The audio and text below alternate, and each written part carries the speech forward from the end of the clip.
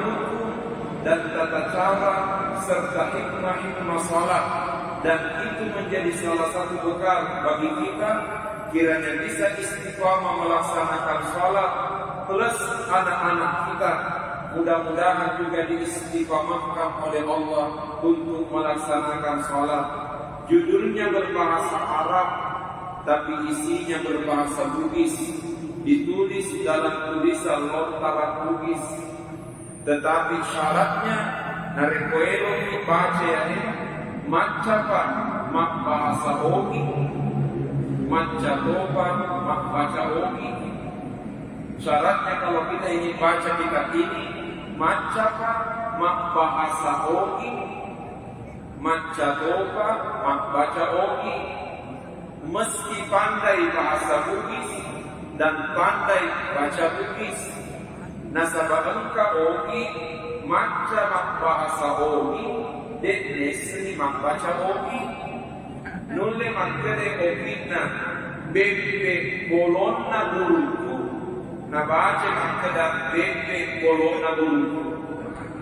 Pada Ogina tulisannya sama, tetapi hanya pandai membaca bahasa Ogi, tapi dia naisni baca Ogi. Karenanya alhamdulillah kitab ini dan ini kita ajarkan di pondok pesantren Dede Iman Kosong. Hadirin yang dimuliakan Allah, kita lanjutkan pengajian kita pada malam ini kaitannya dengan surat Al-Mulk ayat 2. Allah menciptakan mati dan hidup. Pertanyaan, apa tujuannya? Lanjutan ayatnya mengatakan liyabluwakum ayyukum ahsanu amala. Karena Allah ingin menguji kalian siapa yang terbaik amalnya. Saya ulangi, Allah mengatakan liyabluwakum ayyukum ahsanu amala. Allah ingin menguji kalian siapa yang terbaik amalnya. Berdasarkan ayat tersebut, ulama memberi sekian banyak penjelasan. Di antaranya yang pertama, Allah Subhanahu wa taala menyuruh kita semangat beribadah. Saya ulangi, Allah menyuruh kita semangat beribadah. Tetapi yang paling penting bukan sekedar semangat beribadah, tetapi yang paling penting adalah cerdas beribadah. Apa maknanya? Semangat beribadah akan mendorong kita memperbanyak ibadah. Tapi memperbanyak ibadah belum tentu cerdas beribadah. Pertanyaan, apa bedanya semangat beribadah dengan cerdas beribadah?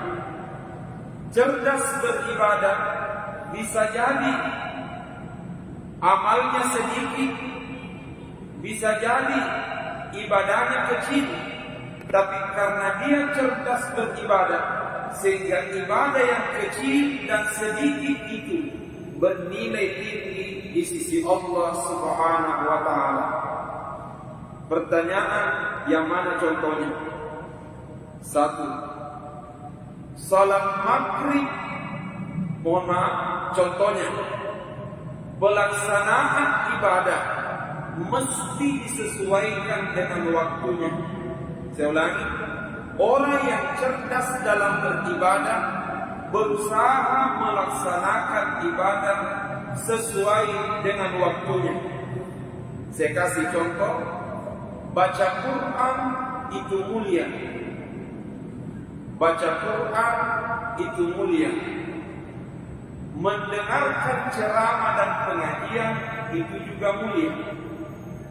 Tetapi semulia-mulianya baca Quran, ketika ada ceramah, waktu itu ibadah yang paling mulia bukan baca Quran, tapi ibadah yang paling mulia adalah istima'ul khutbah, memperhatikan ceramah. Pak, biasa itu bulan Ramalan, kalau bulan suci Ramadan ada ceramah tarawih. Ustaznya sudah keringatan ceramah di atas mimbar, tapi terkadang ada jamaah malah sibuk baca Quran. Saya tidak mengatakan baca Quran itu salah. Pastinya baca Quran itu mulia. Tetapi kemuliaan baca Quran bisa jadi akan berkurang nilainya disebabkan karena bukan waktunya. Sebagai contoh, surah Yasin itu mulia. Tapi semulia-mulianya surah Yasin, bukan surah Yasin yang paling mulia dibaca setelah kita melaksanakan salat. Selesai memberi salam, Assalamualaikum warahmatullah, Assalamualaikum warahmatullah.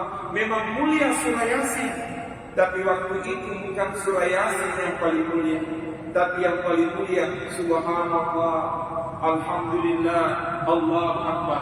Mengapa demikian? Waktu itu adalah waktunya berzikir setelah salat, bukan waktunya surah Yasin. Maka ini yang dimaksud, yang dibutuhkan bukan sekedar semangat, tetapi yang dibutuhkan adalah kecerdasan dalam beribadah.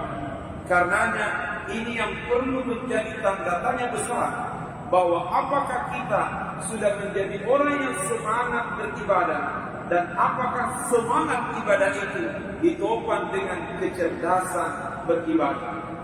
Hadirin yang dimuliakan Allah Subhanahu wa taala, kata ulama, itulah hikmahnya Allah mengatakan ayyukum ahsanu amala, siapa yang terbaik amalnya. Allah tidak mengatakan ayyukum aktsaru amala, siapa yang terbanyak amalnya. Saya ulangi, Allah mengatakan liyabluwakum ayyukum ahsanu amala. Allah ingin menguji siapa yang terbaik amalnya. Allah tidak mengatakan liyabluwakum ayyukum aktsaru amala, siapa yang terbanyak amalnya.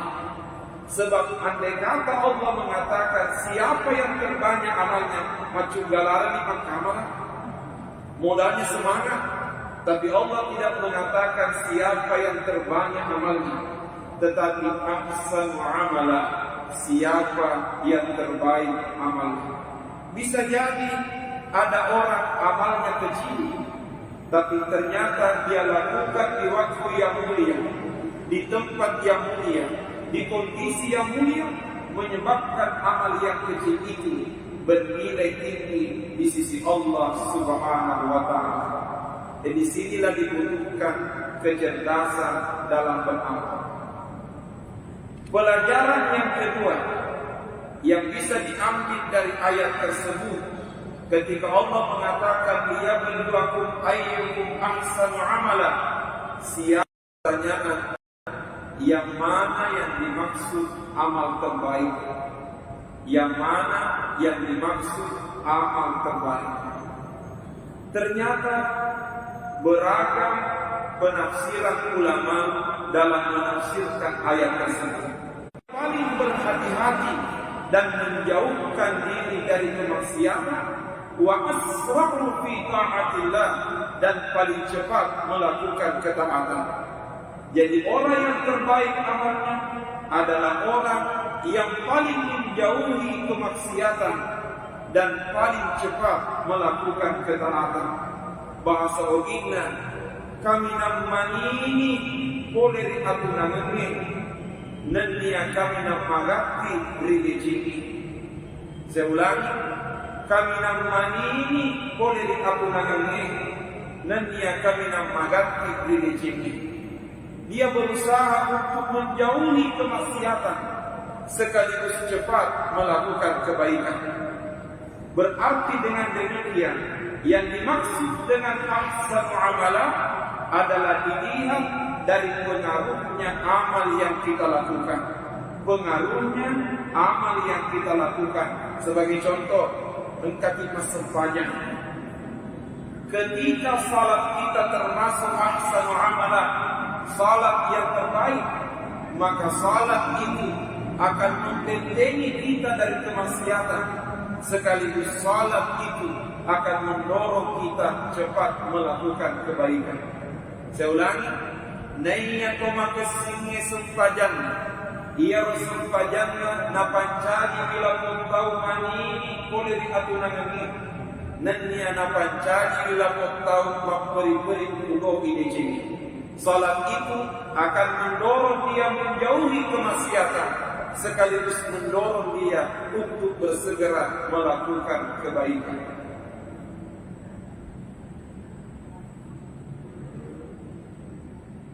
Yang kedua, penafsiran ulama mengenai ahsan amalah, amal yang terbaik. Seorang ulama yang bernama Al-Imam Al-Fudail Ibn Iyad rahimahullah. Al-Imam Al-Fudail Ibn Iyad rahimahullah, beliau pernah berkata, yang dimaksud dengan ahsan amalah, amal yang terbaik adalah akhlasuhu wa aswabuhu, amal yang ikhlas dan amal yang benar. Yang disebut dengan ahsan amalah, akhlasuhu wa aswabuhu, amal yang paling ikhlas dan amal yang paling benar. Lalu ada sahabatnya yang bertanya dengan mengatakan,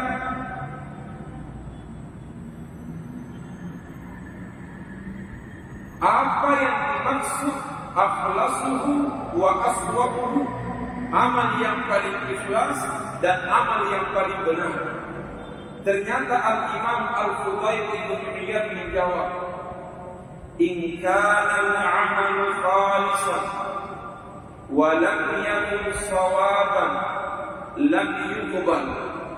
Apabila ada amal ikhlas tapi tidak benar, lam yuqbal, amal itu tidak akan diterima. Wa in kana al-'amalu sawaban wa lam yakun khalisan, dan bila ada amal benar tapi tidak ikhlas, juga tidak akan diterima. Lalu beliau mengatakan, amal itu diterima apabila khalisan sawaba, ikhlas dan benar. Saya ulangi, maka yang tergurung Al-Fudail Ibn Iyad, kalau ada amal ikhlas tapi tidak benar, lam yuqbal, amal itu tidak diterima. Atau sebaliknya, ada amal benar tapi tidak ikhlas, juga tidak diterima. Amal itu nanti diterima apabila khalisan shawaba, ikhlas dan benar. Pertanyaan, agar yasin ikhlas, agar yasin benar, maka dia berkata, al-khalisu ayyakuna lillah, yang disebut amal ikhlas adalah amal semata-mata karena Allah.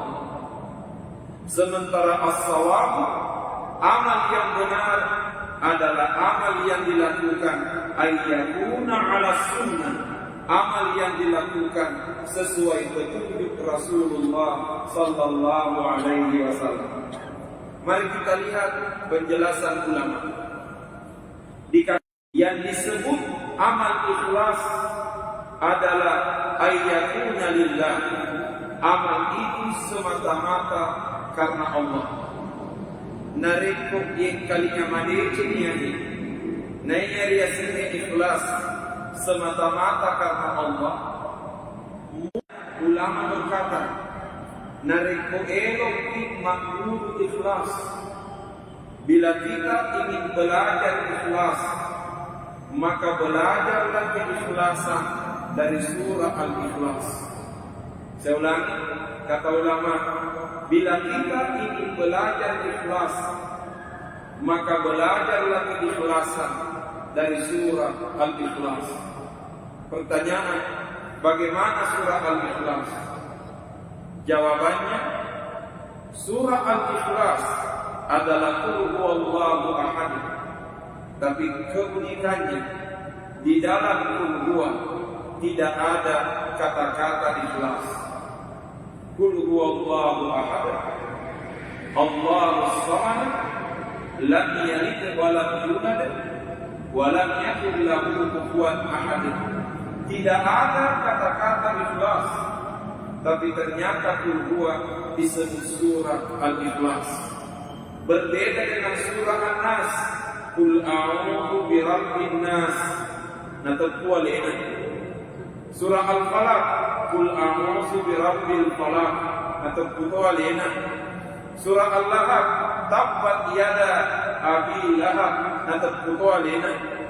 Surah An-Nasr, idza jaa nasrullah, nasr, na taqwa lena. Surah Al-Kafirun, qul ya ayyuhal kafirun, na taqwa lena. Tapi ternyata begitu surah Al-Ikhlas tidak ada kata-kata ikhlas, tapi ternyata dia disebut surah Al-Ikhlas. Pertanyaan agar bagaimana? Sepanjang bacaan kami, saya ulangi, sepanjang bacaan kami yang sempat kami temukan, ada dua penjelasan ulama mengenai penamaan qul huwa sebagai surah Al-Ikhlas. Mengapa qul huwa disebut surah Al-Ikhlas padahal di dalamnya tidak ada kata-kata ikhlas? Jawabannya satu, di dalam qul huwa tidak ada yang dibicarakan selain Allah Subhanahu wa ta'ala. Saya ulangi, di dalam qul huwa tidak ada yang dibicarakan selain Allah. Qul huwallahu ahad. Katakan Allah itu besar. Allahus samad. Allah tempat bergantung segala sesuatu. Lam yalid wa lam yulad. Dia tidak beranak dan dia tidak melahirkan dan tidak dilahirkan. Wa lam yakul lahu kufuwan ahad. Dan tidak ada sesuatu yang menyerupainya. Di dalam qul huwa tidak ada yang dibicarakan selain Allah. Karenanya kata ulama, itulah sebabnya dia disebut sebagai surah Al-Ikhlas. Karena itu isyarat keikhlasan semata-mata karena Allah. Yaitu dia sendiri keikhlasan mapasi mata-mata kibifan masina Allah Ta'ala. Tetapi lagi-lagi ini berat. Saya ulangi, lagi-lagi ini berat. Karenanya disebutkan di dalam salah satu riwayat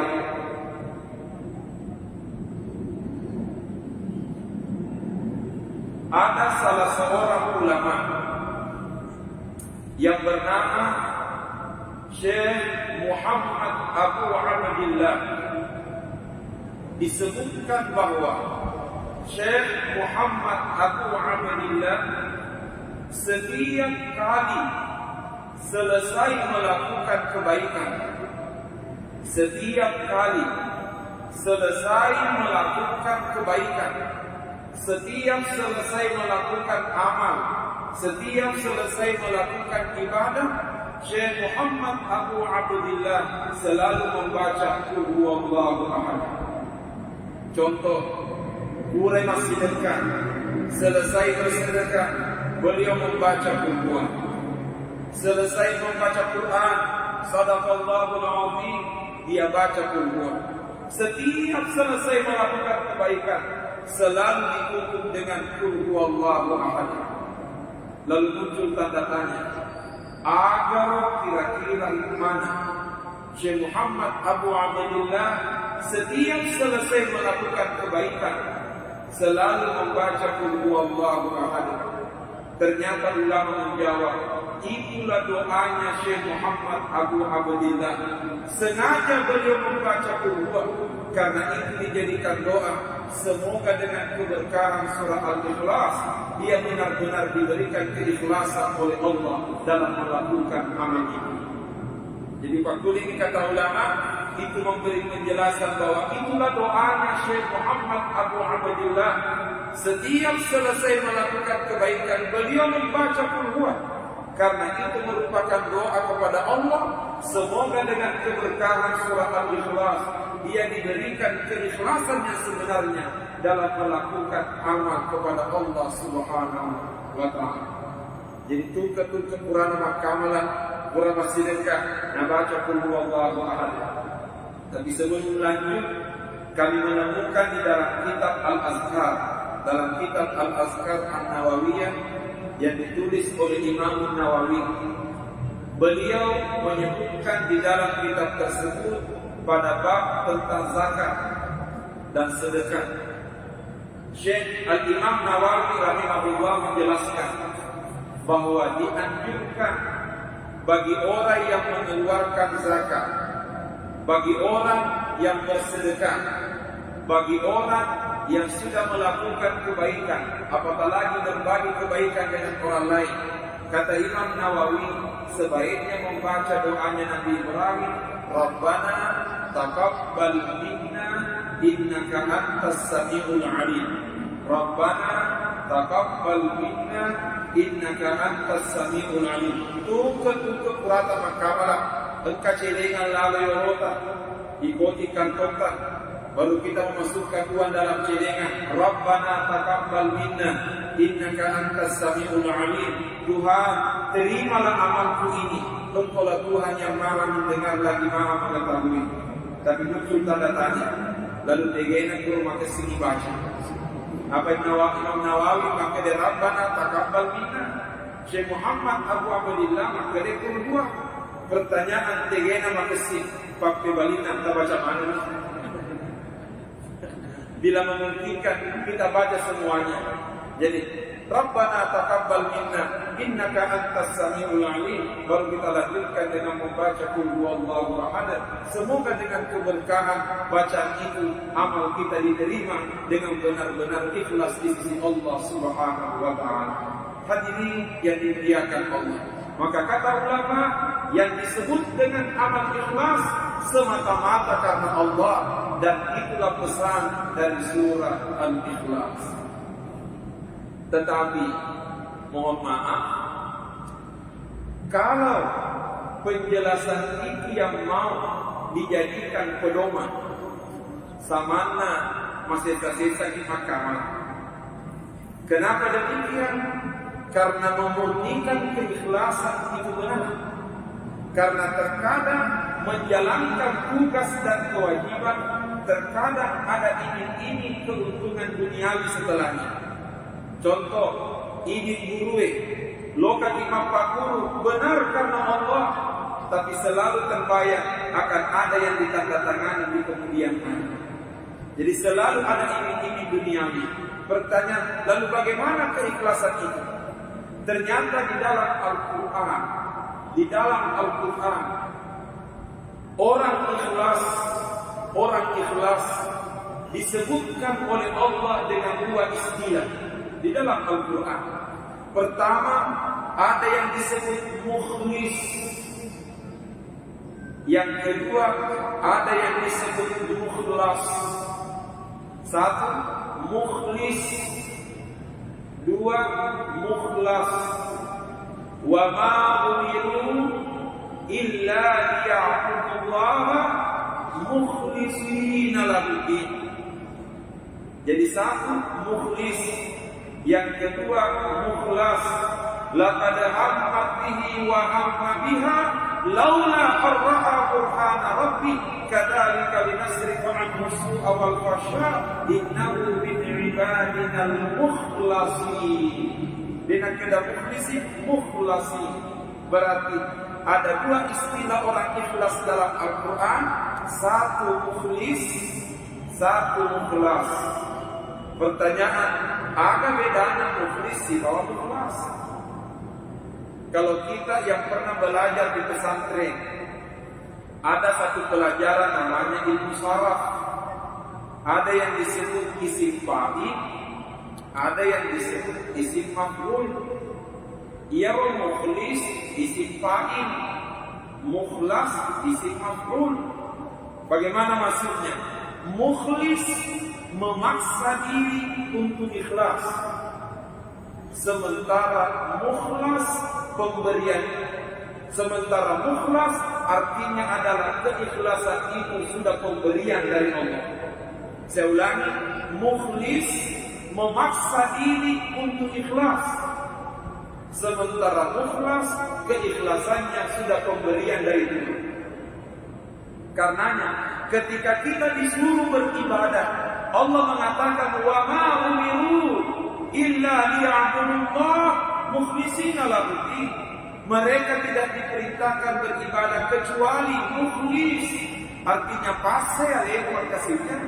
Paksa diri kita untuk beribadah. Jangan menunggu ikhlas baru mau beramal, tapi paksa beramal supaya bisa ikhlas. Apa kumakere magi dia mulama berejam masih gini kurang-kurang ikhlas tak sedih. Pertanyaan, apakah ketika salat di rumah sudah benar-benar ikhlas? Karenanya keikhlasan terkadang lahir dari sebuah keterpaksaan. Karena itulah makna mereka tidak diperintahkan beribadah kecuali mukhlis, paksa diri kita untuk ikhlas. Ketika keikhlasan ini sudah dibiasakan, pada akhirnya keikhlasan itu akan menjadi pemberian Tuhan, dan itulah yang disebut mukhlas. Itulah sebabnya Nabi Yusuf alaihissalam ketika digoda oleh Sulaikha, laqad hammat bihi wa hamma biha laula arra'a burhana rabbi. Digoda Nabi Yusuf. Konon Sulaikha bersama dengan Yusuf masuk ke dalam kamar. Sulaikha perempuan ini menutup pintu kamar dan mengunci rapat-rapat. Lalu Sulaikha membuka seluruh pakaian yang menempel di tubuhnya.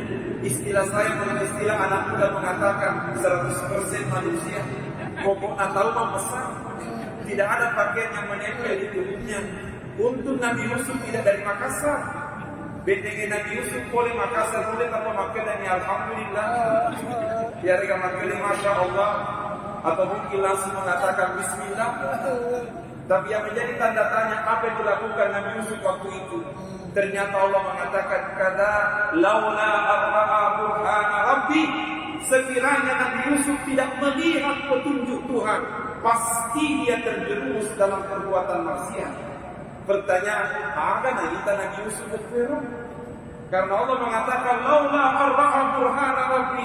Sekiranya Nabi Yusuf tidak melihat petunjuk Tuhan, pasti terjerumus. Pertanyaan, ada Nabi? Ternyata ulama tafsir menjelaskan Nabi Yusuf anaknya Nabi Yakub. Jadi Nabi Yakub ampun Nabi Yusuf. Konon ketika Nabi Yusuf digoda oleh Sulaikha, sudah berdua dalam kamar digoda oleh Sulaikha, tiba-tiba Nabi Yusuf seolah-olah melihat ada ayahnya berdiri di depannya. Tapayaron Nabi Yusuf samanna naikai ungkai ambona tertoriolona, seolah-olah terbayang ada ayah di depannya. Itulah yang menyebabkan Nabi Yusuf sadar bahwa perbuatan ini adalah perbuatan terlarang. Karenanya dengerannya lebar. Terkadang ketika ada kemaksiatan di depan mata, ada pelanggaran di depan mata, terkadang rewok peringerangi di teman-teman. Saya ulangi, terkadang kalau ada maksiat di depan mata, ada godaan yang memancing kita untuk bermaksiat, terkadang kita ingat orang tua. Makanya topan ditata narek kemarin ngerangi itu makawanta wetulna engka adorakana kriolota ajib kuiri apa kiruan kukuannya.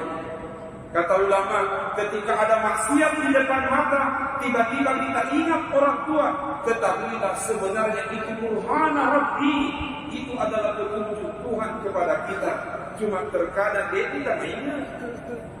Inilah yang dilihat oleh Nabi Yusuf ketika digoda oleh Sulaikha, tiba-tiba kembali ingatannya kepada ayahnya, lalu membuat beliau sadar bahwa ini adalah sebuah pelanggaran. Saya kira biasa mana ini makhluk.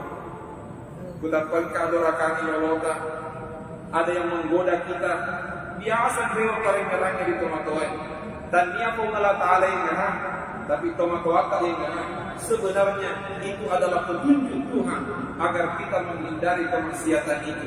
Ketika Nabi Yusuf berhasil menjauhi kemaksiatan itu, Allah mengatakan kadzalika linasrifa anhu as-su'a wal fahsya. Demikianlah cara kami menjauhkan hamba-hamba kami dari perbuatan keji dan tercela. Pertanyaan mengapa demikian? Innahu min ibadina mukhlasin. Karena Nabi Yusuf adalah hamba kami yang ikhlas. Istilahnya mukhlas. Betulnya keikhlasan itu sudah pemberian dari Tuhan. Tapi tidak mungkin jadi mukhlas kalau tidak jadi mukhlis sebelumnya. Artinya jangan menunggu ikhlas baru mau beramal, tapi paksa diri untuk beramal. Kiranya keterbiasaan beramal mendorong kita untuk menjadi orang ikhlas yang sebenarnya di sisi Allah Subhanahu wa taala. Yang kedua, jawaban ulama tafsir, mengapa qul huwallahu ahad disebut sebagai surah Al-Ikhlas, padahal di dalam qul huwa tidak ada kata-kata ikhlas. Kata ulama, itu memberi isyarat keikhlasan tidak perlu diucapkan, keikhlasan tidak perlu diungkapkan, tapi keikhlasan hanya perlu dibuktikan. Artinya apa? Dalam beramal aja kata rampe ada ikhlas, tapi lakukanlah amal, biarlah Allah yang menilai apakah kita benar-benar ikhlas kepadanya. Sampai-sampai ada ulama yang berkata, man qala fi ikhlasihi ikhlas faqad ihtaja ikhlasu ila ikhlas. Maka dia berkata, siapa yang mengatakan dirinya ikhlas, sebenarnya keikhlasannya masih membutuhkan keikhlasan. Bahasa kita ini masih nyalena ikhlas, elok itu ikhlas. Kenapa? Karena keikhlasan tidak perlu diucapkan, tapi keikhlasan hanya perlu dibuktikan. Itulah qul huwallahu ahad. Yang kedua, kata Al-Fudail Ibnu Iyad, syaratnya amal untuk diterima di samping ikhlas, yang tak kalah penting adalah sawaban, mesti benar. Pertanyaan, apa yang dimaksud amal yang benar? Kata ulama, hayyakuna ala sunnah, kita melaksanakan amal sesuai petunjuk Rasulullah sallallahu alaihi wasallam. Kalau kita sudah berbicara amal, berarti dengan demikian dalam beramal bukan hanya semangat yang dibutuhkan, tapi yang tak kalah penting bagaimana caranya pelaksanaan amal itu dengan baik. Apakah amal itu terlaksana sesuai petunjuk Rasulullah sallallahu alaihi wasallam? Walaki contoh, mari ku enak mengenai wudu. Ya ayyuhalladzina amanu idza qumtum ila sholati faghsilu wujuhakum wa aydiyakum ila al-marafiqi wamsahu bi ru'usikum. Kata Allah, ya ayyuhalladzina amanu, wahai orang-orang beriman, idza qumtum ila sholati, bila kalian ingin melaksanakan salat, berwuduklah. Bagaimana caranya? Faghsilu wujuhakum, basuh wajahnya, wa aydiyakum ila marafiqi, basuh tangan sampai siku, wamsahu bi ru'usikum, usap kepala, wa arjulakum ila ka'bayn, dan basuh kedua kaki sampai kedua mata kaki. Pertama, makanya Allah Ta'ala basuh wajah, yang menjadi tanda tanya ketika kita berwudu, apakah ketika kita membasuh wajah sudah benar sesuai petunjuk Rasulullah? Pertanyaan, yang mana sebenarnya batas wajah? Gak karena makanya itu mungkin agak beda anak jenis si bawa julu matai, agak beda anak jenis si bawa julu matai. Yang kedua ni dia sengamnya alekat masjid nama julu matai. Karenanya perlu dipertegas yang mana batasan wajah.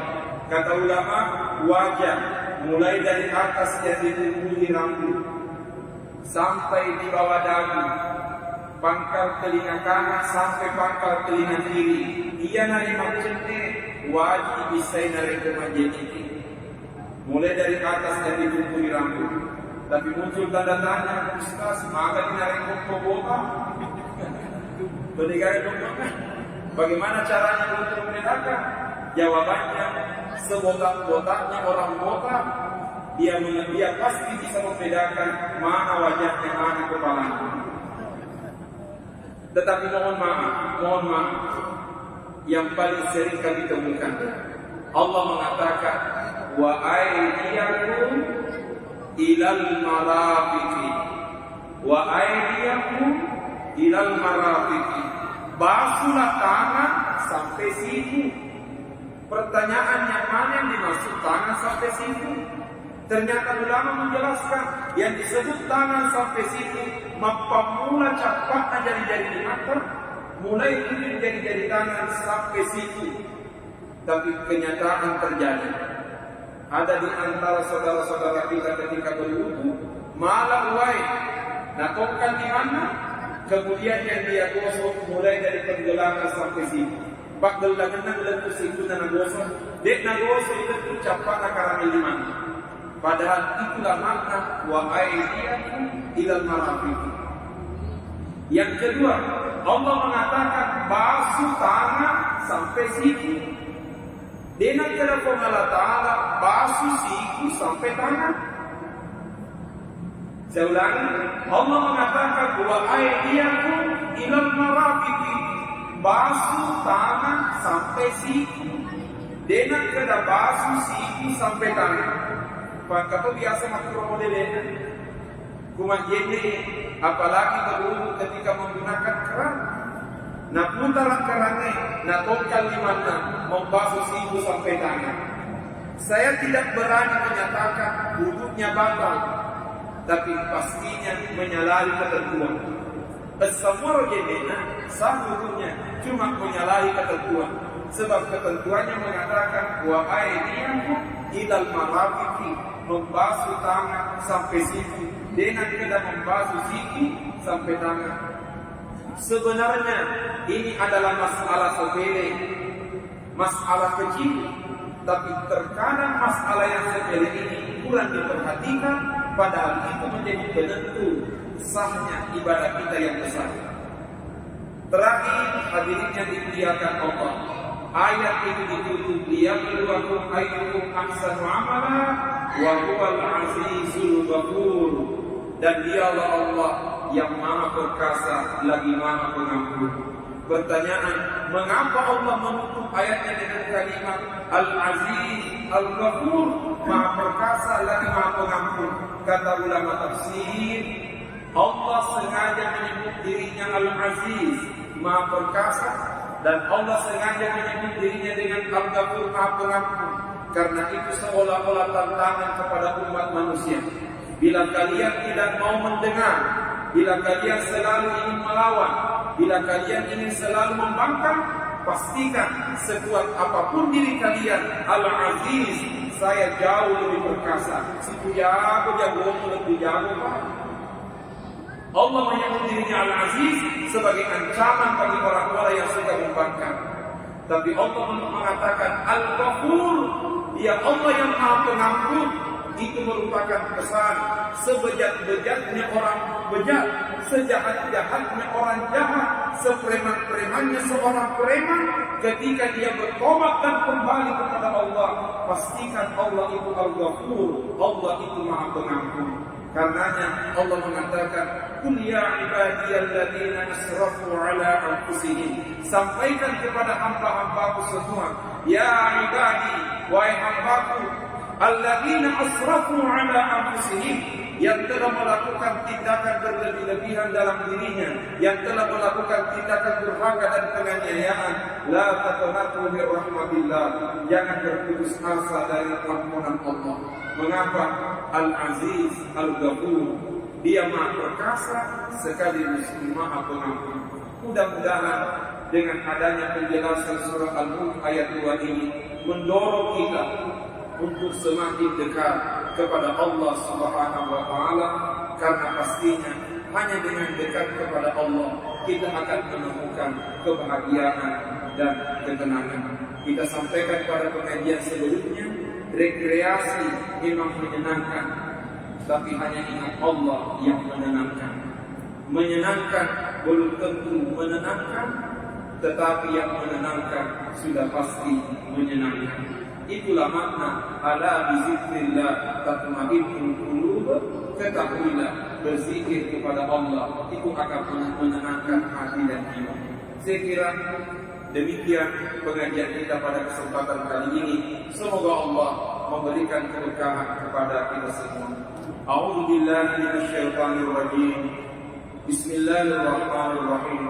Alhamdulillahi rabbil alamin. Allahumma shalli ala sayyidina Muhammad wa ala alihi wa sahbihi wa sallim. Allahumma anfa'na bima 'allamtana wa 'allimna ma yanfa'una warzuqna ilman yanfa'una. Rabbana zidna 'ilman warzuqna fahman. Subhanaka la 'ilma lana illa ma 'allamtana innaka antal 'alimul hakim. Rabbana atina fid dunya hasanah wa fil akhirati hasanah wa qina 'adzabannar wa adkhilna al-jannata ma'al abrar ya 'aziz ya ghaffar ya rabbal alamin. Wa sallallahu ala sayyidina Muhammad wa ala alihi wa sahbihi wa sallam walhamdulillahi rabbil alamin. Wa billahi taufiq wa da'watu wal irsyad. Assalamu alaikum warahmatullahi wabarakatuh.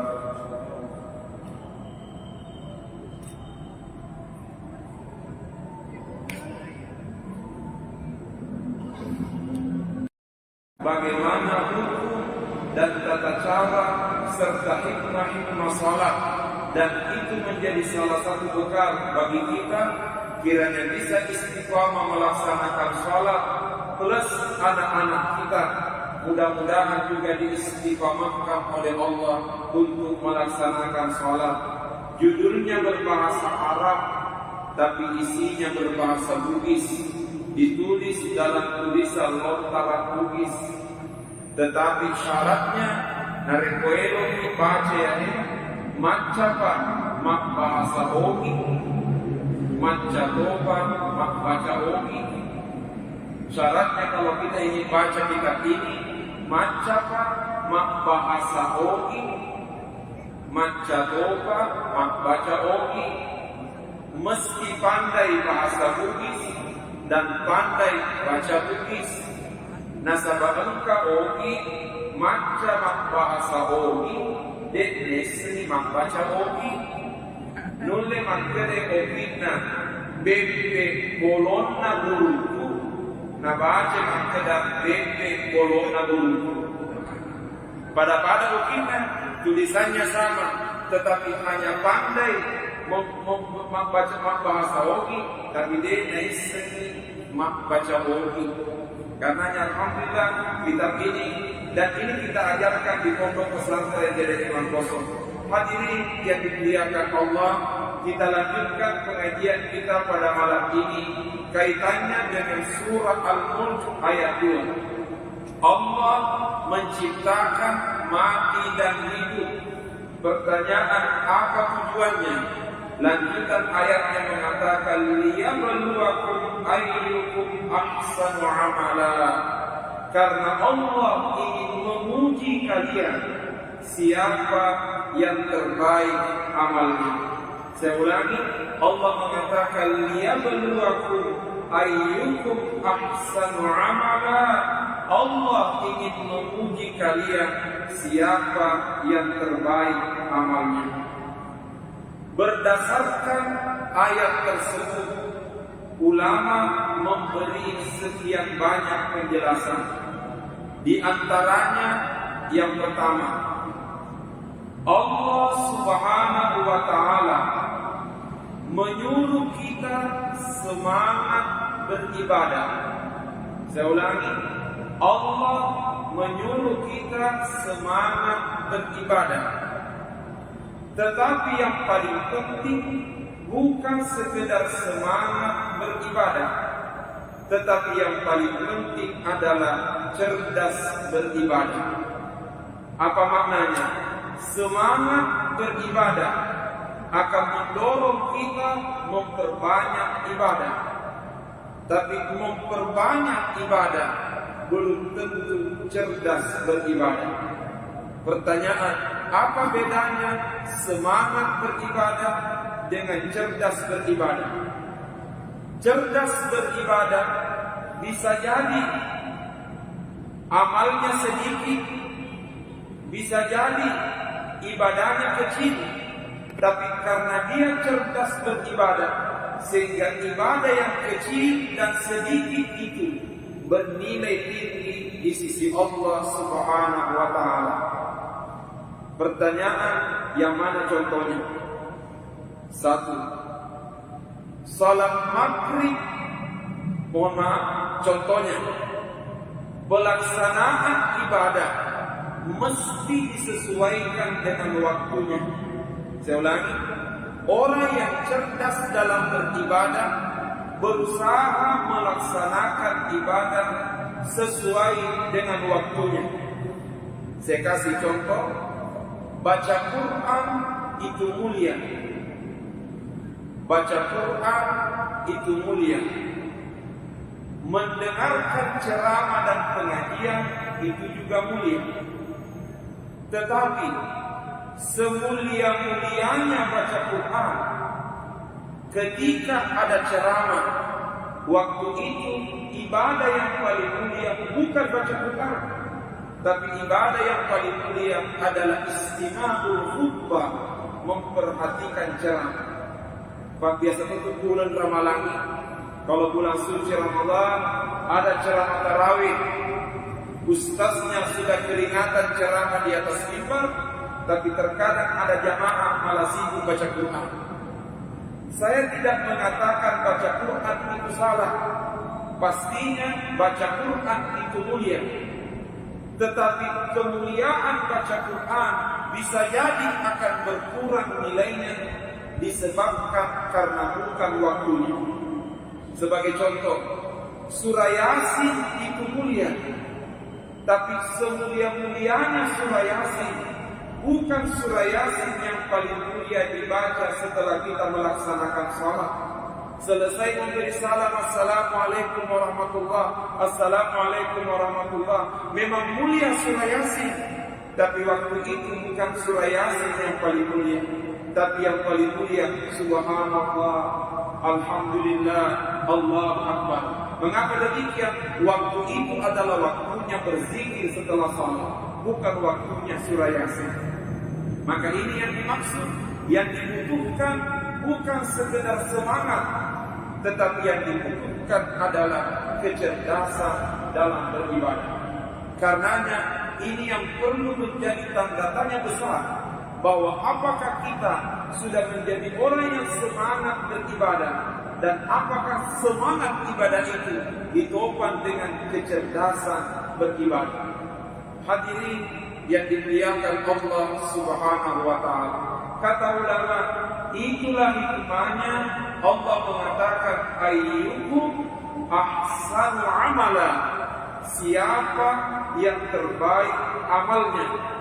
Allah tidak mengatakan ayyukum aktsaru amala, siapa yang terbanyak amalnya.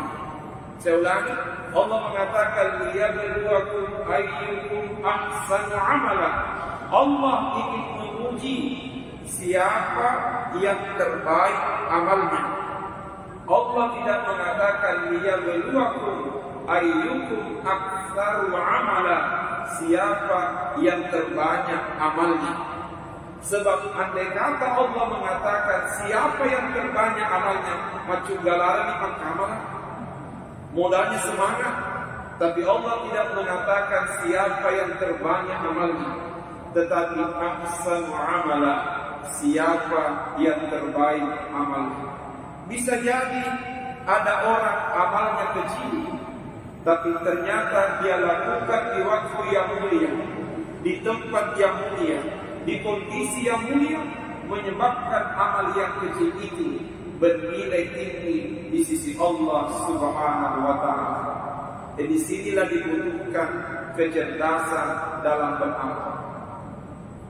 Pelajaran yang kedua yang bisa diambil dari ayat tersebut, ketika Allah mengatakan liyabluwakum ayyukum ahsanu amala, siapa pertanyaan yang mana yang dimaksud amal terbaik, yang mana yang dimaksud amal terbaik. Ternyata beragam penafsiran ulama dalam menafsirkan ayat tersebut. Paling berhati-hati dan menjauhkan diri dari kemaksiatan, wa asra'u fi ta'atillah, dan paling cepat melakukan ketaatan. Jadi orang yang terbaik amalnya adalah orang yang paling menjauhi kemaksiatan dan paling cepat melakukan ketaatan.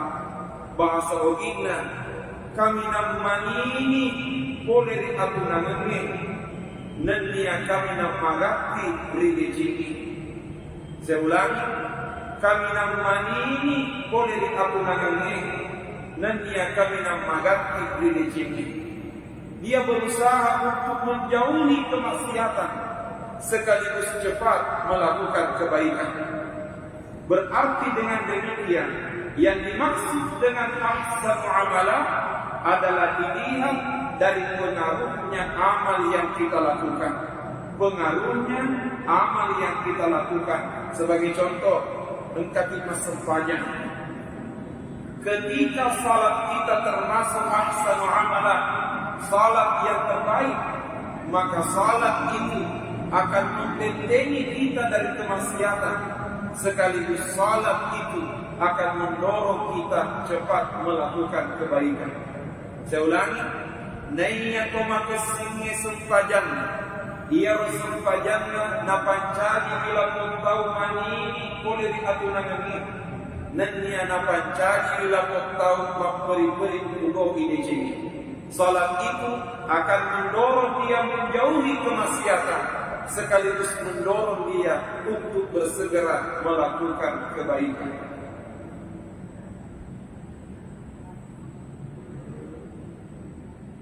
Yang kedua, penafsiran ulama mengenai ahsanu amala, amal yang terbaik.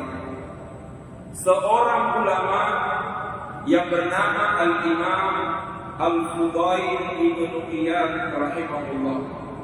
Al-Imam Al-Fudail Ibn Iyad rahimahullah, beliau pernah berkata, yang dimaksud dengan ahsanu amala, amal yang terbaik, adalah akhlasuhu wa aswabuhu, amal yang ikhlas dan amal yang benar.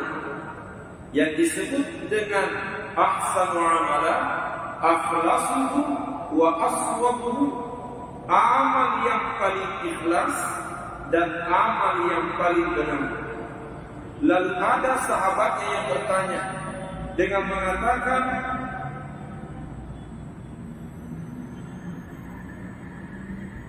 apa yang dimaksud akhlasuhu wa aswabuhu, amal yang paling ikhlas dan amal yang paling benar? Ternyata Al-Imam Al-Fudail Ibn Iyad menjawab, in kana al-'amalu khalisan wa lam yakun sawaban lam yuqbal. Apabila ada amal ikhlas tapi tidak benar, lam yuqbal, amal itu tidak akan diterima. Wa in kana al-'amalu sawaban wa lam yakun khalisan, dan bila ada amal benar tapi tidak ikhlas, juga tidak akan diterima. Lalu beliau mengatakan, amal itu diterima apabila khalisan sawaba, ikhlas dan benar. Saya ulangi, maka yang kedua Al-Fudail Ibn Iyad, Kalau ada amal ikhlas tapi tidak benar, lam yuqbal, amal itu tidak diterima. Atau sebaliknya, ada amal benar tapi tidak ikhlas, juga tidak diterima. Amal itu nanti diterima apabila khalisan shawaba, ikhlas dan benar. Pertanyaan, agar yasin ikhlas, agar yasin benar, maka dia meminta al-khalis ayyakuna lillah. Yang disebut amal ikhlas adalah amal semata-mata karena Allah. Sementara as-shawab, amal yang benar, adalah amal yang dilakukan ayyakuna ala sunnah, amal yang dilakukan sesuai petunjuk Rasulullah sallallahu alaihi wasallam. Mari kita lihat penjelasan ulama. Yang disebut amal ikhlas adalah ayyakuna lillah, amal itu semata-mata karena Allah. Nareko yang kalinya manece niani nainya riasnya ikhlas semata-mata karena Allah. Ulama berkata, nareko elok makmur ikhlas. Bila kita ingin belajar ikhlas, maka belajarlah keikhlasan dari surah Al-Ikhlas. Saya ulangi, kata ulama, bila kita ingin belajar ikhlas, maka belajarlah keikhlasan dari surah Al-Ikhlas. Pertanyaan, bagaimana surah Al-Ikhlas? Jawabannya, surah Al-Ikhlas adalah Qul huwallahu ahad. Tapi keunikannya, di dalam Qul huwa tidak ada kata-kata ikhlas. Qul huwallahu ahad, Allahus samad, lam yalid wa lam yulad wa lam yakul lahu kufuwan ahad. Tidak ada kata-kata ikhlas, tapi ternyata Qul huwa disebut surah Al-Ikhlas. Berbeda dengan surah An-Nas, Qul a'udzu birabbin nas, natatwa lena. Surah Al-Falaq, Qul a'udzu birabbil falaq, natatwa lena. Surah Al-Lahab, tabbat yada abi lahab, natatwa lena. Surah An-Nasr, idza jaa nasrullah, nasr, natatwa lena. Surah Al-Kafirun, Qul ya ayyuhal kafirun, natatwa lena. Tapi ternyata begitu surah Al-Ikhlas tidak ada kata-kata ikhlas, tapi ternyata dia disebut surah Al-Ikhlas. Pertanyaan, agar bagaimana? Sepanjang bacaan kami, saya ulangi, sepanjang bacaan kami yang sempat kami temukan, ada dua penjelasan ulama mengenai penamaan Qul huwa sebagai surah Al-Ikhlas. Mengapa Qul huwa disebut surah Al-Ikhlas padahal di dalamnya tidak ada kata-kata ikhlas? Jawabannya, satu, di dalam Qul huwa tidak ada yang dibicarakan selain Allah Subhanahu wa ta'ala. Saya ulangi, di dalam Qul huwa tidak ada yang dibicarakan selain Allah. Qul huwallahu ahad. Katakan Allah itu besar. Allahus samad. Allah tempat bergantung segala sesuatu. Lam yalid wa lam yulad. Dia tidak beranak dan dia tidak melahirkan dan tidak dilahirkan. Wa lam yakul lahu kufuwan ahad. Dan tidak ada sesuatu yang menyerupainya. Di dalam Qul huwa tidak ada yang dibicarakan selain Allah. Karenanya kata ulama, itulah sebabnya dia disebut sebagai surah Al-Ikhlas. Karena itu isyarat keikhlasan semata-mata karena Allah. Yaitu dia sendiri keikhlasan apa semata-mata kiriman masina Allah Ta'ala. Tetapi lagi-lagi ini berat. Saya ulangi, lagi-lagi ini berat. Karenanya disebutkan di dalam salah satu riwayat,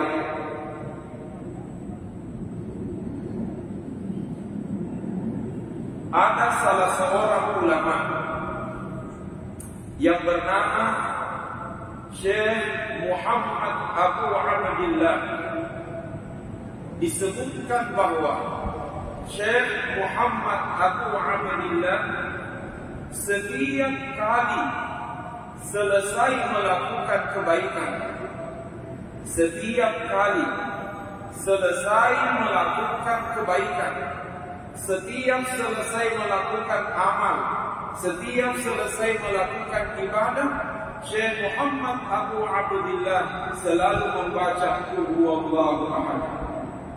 Contoh, mulai masih dekat, selesai bersedekah, beliau membaca Qul Huwa.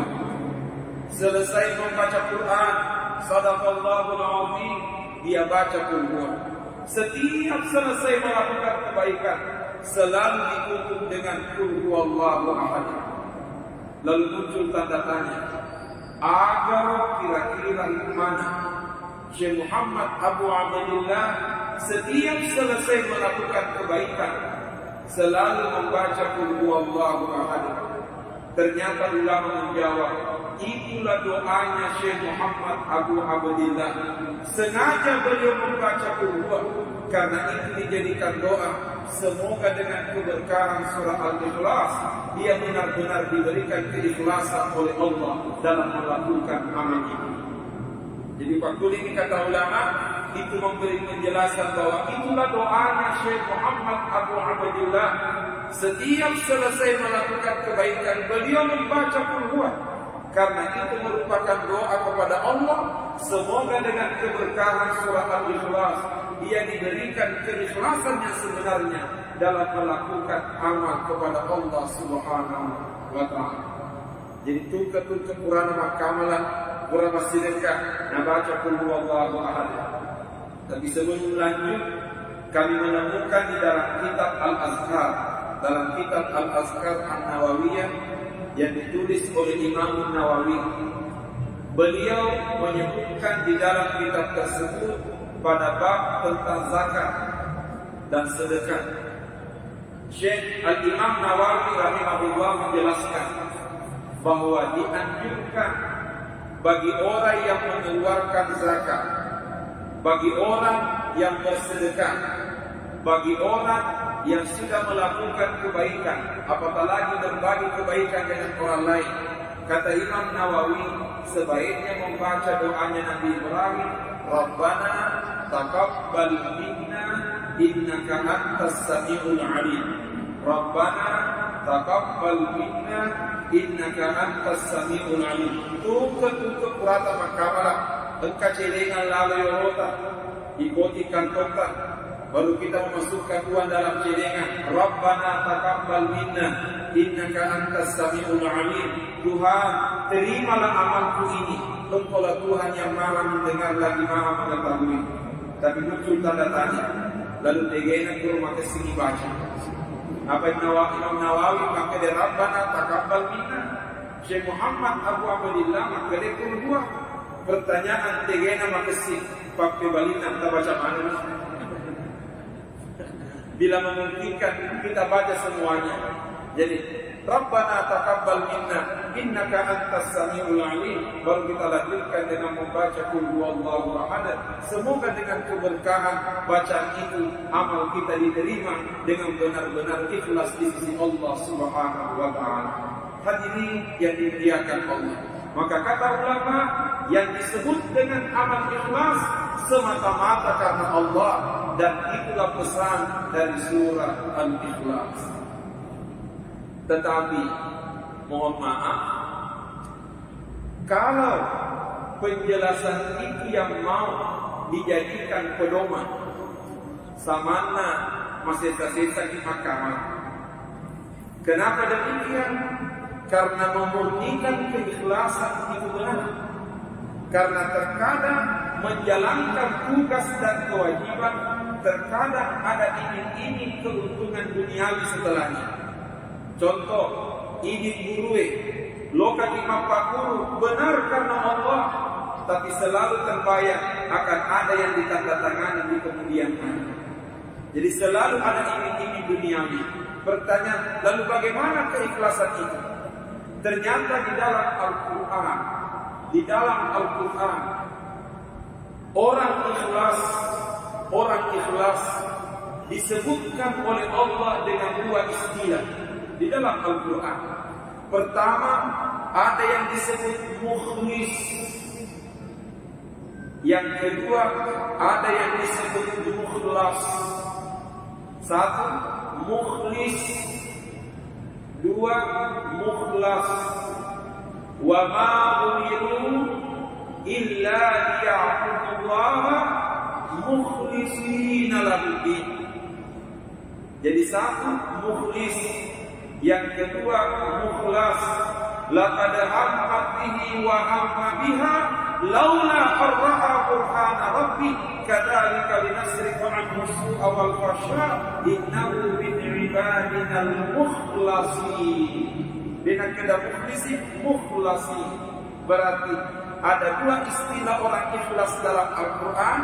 Satu mukhlis, satu mukhlas. Pertanyaan, apa bedanya mukhlis sama mukhlas? Kalau kita yang pernah belajar di pesantren, ada satu pelajaran namanya ilmu saraf. Ada yang disebut isim fa'il, ada yang disebut isim maf'ul. Ya mukhlis isim fa'il, mukhlas isim maf'ul. Bagaimana maksudnya? Mukhlis memaksa diri untuk ikhlas, sementara mukhlas pemberian. Sementara mukhlas artinya adalah keikhlasan itu sudah pemberian dari Allah. Saya ulangi, mukhlis memaksa diri untuk ikhlas, sementara mukhlas keikhlasannya sudah pemberian dari Tuhan. Karenanya ketika kita disuruh beribadah, Allah mengatakan wa ma umiru illa liya'budullah mukhlishina lahu-d-din. Mereka tidak diperintahkan beribadah kecuali mukhlis. Artinya paksa kasihnya. Paksa diri kita untuk beribadah. Jangan menunggu ikhlas baru mau beramal, tapi paksa beramal supaya bisa ikhlas. Apa kuma kere magi dek mulama bere jam masih gini kurang-kurang ikhlas tak sedih. Pertanyaan, apakah ketika salat di rumah sudah benar-benar ikhlas? Karenanya keikhlasan terkadang lahir dari sebuah keterpaksaan. Karena itulah makna mereka tidak diperintahkan beribadah kecuali mukhlis, paksa diri kita untuk ikhlas. Ketika keikhlasan ini sudah dibiasakan, pada akhirnya keikhlasan itu akan menjadi pemberian Tuhan, dan itulah yang disebut mukhlas. Itulah sebabnya Nabi Yusuf alaihissalam ketika digoda oleh Sulaikha, laqad hammat bihi wa hamma biha laula arra'a burhana rabbi. Digoda Nabi Yusuf. Konon Sulaikha bersama dengan Yusuf masuk ke dalam kamar. Sulaikha perempuan ini menutup pintu kamar dan mengunci rapat-rapat. Lalu Sulaikha membuka seluruh pakaian yang menempel di tubuhnya. Istilah saya dengan istilah anak muda mengatakan 100% manusia. Pokoknya tahu memesan. Tidak ada pakaian yang menempel di tubuhnya. Untuk Nabi Yusuf tidak dari Makassar. Benteng Nabi Yusuf boleh Makassar, boleh tanpa makan, alhamdulillah. Ya mereka makan, masya Allah. Atau mungkin langsung mengatakan Bismillah. Tapi yang menjadi tanda tanya apa yang dilakukan Nabi Yusuf waktu itu. Ternyata Allah mengatakan kada laula arra'a burhana rabbi. Sekiranya Nabi Yusuf tidak melihat petunjuk Tuhan, pasti dia terjerumus dalam perbuatan maksiat. Pertanyaan, ada Nabi Yusuf berfirman? Karena Allah mengatakan laula arra'a burhana rabbi. Sekiranya Nabi Yusuf tidak melihat petunjuk Tuhan, pasti terjerumus. Pertanyaan, ada Nabi? Ternyata ulama tafsir menjelaskan Nabi Yusuf anaknya Nabi Yakub. Jadi Nabi Yakub ambona Nabi Yusuf. Konon ketika Nabi Yusuf digoda oleh Sulekha, sudah berdua dalam kamar digoda oleh Sulekha, tiba-tiba Nabi Yusuf seolah-olah melihat ada ayahnya berdiri di depannya. Tapayaro Nabi Yusuf samanna naikai ingkai ambona terperliolona, seolah-olah terbayang ada ayah di depannya. Itulah yang menyebabkan Nabi Yusuf sadar bahwa perbuatan ini adalah perbuatan terlarang. Karenanya dengerannya lebar. Terkadang ketika ada kemaksiatan di depan mata, ada pelanggaran di depan mata, terkadang rewok paling ngerangi di teman-teman. Saya ulang, terkadang kalau ada maksiat di depan mata, ada godaan yang memancing kita untuk bermaksiat, terkadang kita ingat orang tua. Maka itu panditata narek kemarin ngerangi itu maka wakta wetuna engka adorakana kriolota ajib kuiri apa kirwana ukuannya. Kata ulama, ketika ada maksiat di depan mata, tiba-tiba kita ingat orang tua, ketahuilah sebenarnya itu burhana Rabbi, itu adalah petunjuk Tuhan kepada kita. Cuma terkadang dia tidak ingat. Inilah yang dilihat oleh Nabi Yusuf ketika digoda oleh Sulekha, tiba-tiba kembali ingatannya kepada ayahnya, lalu membuat beliau sadar bahwa ini adalah sebuah pelanggaran. Saya kira biasa mana ini makhluk. Kutapan keadorakan Allah, ada yang menggoda kita biasa kriwak paling-palingnya di tomatoan. Dan dia pun Allah Ta'ala yang ngarang, tapi tomatoan yang ngarang. Sebenarnya itu adalah petunjuk Tuhan agar kita menghindari kemaksiatan itu. Ketika Nabi Yusuf berhasil menjauhi kemaksiatan itu, Allah mengatakan kadzalika linasrifa 'anhu as-su'a wal fahsya. Demikianlah cara kami menjauhkan hamba-hamba kami dari perbuatan keji dan tercela. Pertanyaan mengapa demikian? Innahu min ibadina mukhlasin. Karena Nabi Yusuf adalah hamba kami yang ikhlas. Istilahnya mukhlas. Betulnya keikhlasan itu sudah pemberian dari Tuhan. Tapi tidak mungkin jadi mukhlas kalau tidak jadi mukhlis sebelumnya. Artinya jangan menunggu ikhlas baru mau beramal, tapi paksa diri untuk beramal. Kiranya keterbiasaan beramal mendorong kita untuk menjadi orang ikhlas yang sebenarnya di sisi Allah Subhanahu wa Ta'ala. Yang kedua, jawaban ulama tafsir, mengapa Qul huwallahu ahad disebut sebagai surah Al-Ikhlas, padahal di dalam Qul huwa tidak ada kata-kata ikhlas. Kata ulama, itu memberi isyarat keikhlasan tidak perlu diucapkan. Keikhlasan tidak perlu diungkapkan. Tapi keikhlasan hanya perlu dibuktikan. Artinya apa? Dalam beramal, aja kata rampe ada ikhlas. Tapi lakukanlah amal, biarlah Allah yang menilai apakah kita benar-benar ikhlas kepadanya. Sampai-sampai ada ulama yang berkata, man qala fi ikhlasihi ikhlas faqad ihtaja ikhlasu ila ikhlas. Maka dia berkata, siapa yang mengatakan dirinya ikhlas, sebenarnya keikhlasannya masih membutuhkan keikhlasan. Bahasa kita ini masih nyalina ikhlas, elok itu ikhlas. Kenapa? Karena keikhlasan tidak perlu diucapkan, tapi keikhlasan hanya perlu dibuktikan. Itulah Qul huwallahu ahad. Yang kedua, kata Al-Fudail Ibn Iyad, syaratnya amal untuk diterima di samping ikhlas, yang tak kalah penting adalah sawaban, mesti benar. Pertanyaan, apa yang dimaksud amal yang benar? Kata ulama, ayyakuna ala sunnah, kita melaksanakan amal sesuai petunjuk Rasulullah Sallallahu Alaihi Wasallam.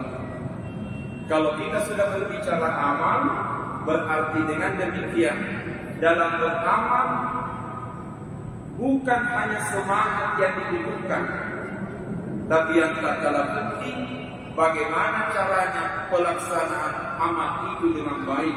Apakah amal itu terlaksana sesuai petunjuk Rasulullah sallallahu alaihi wasallam?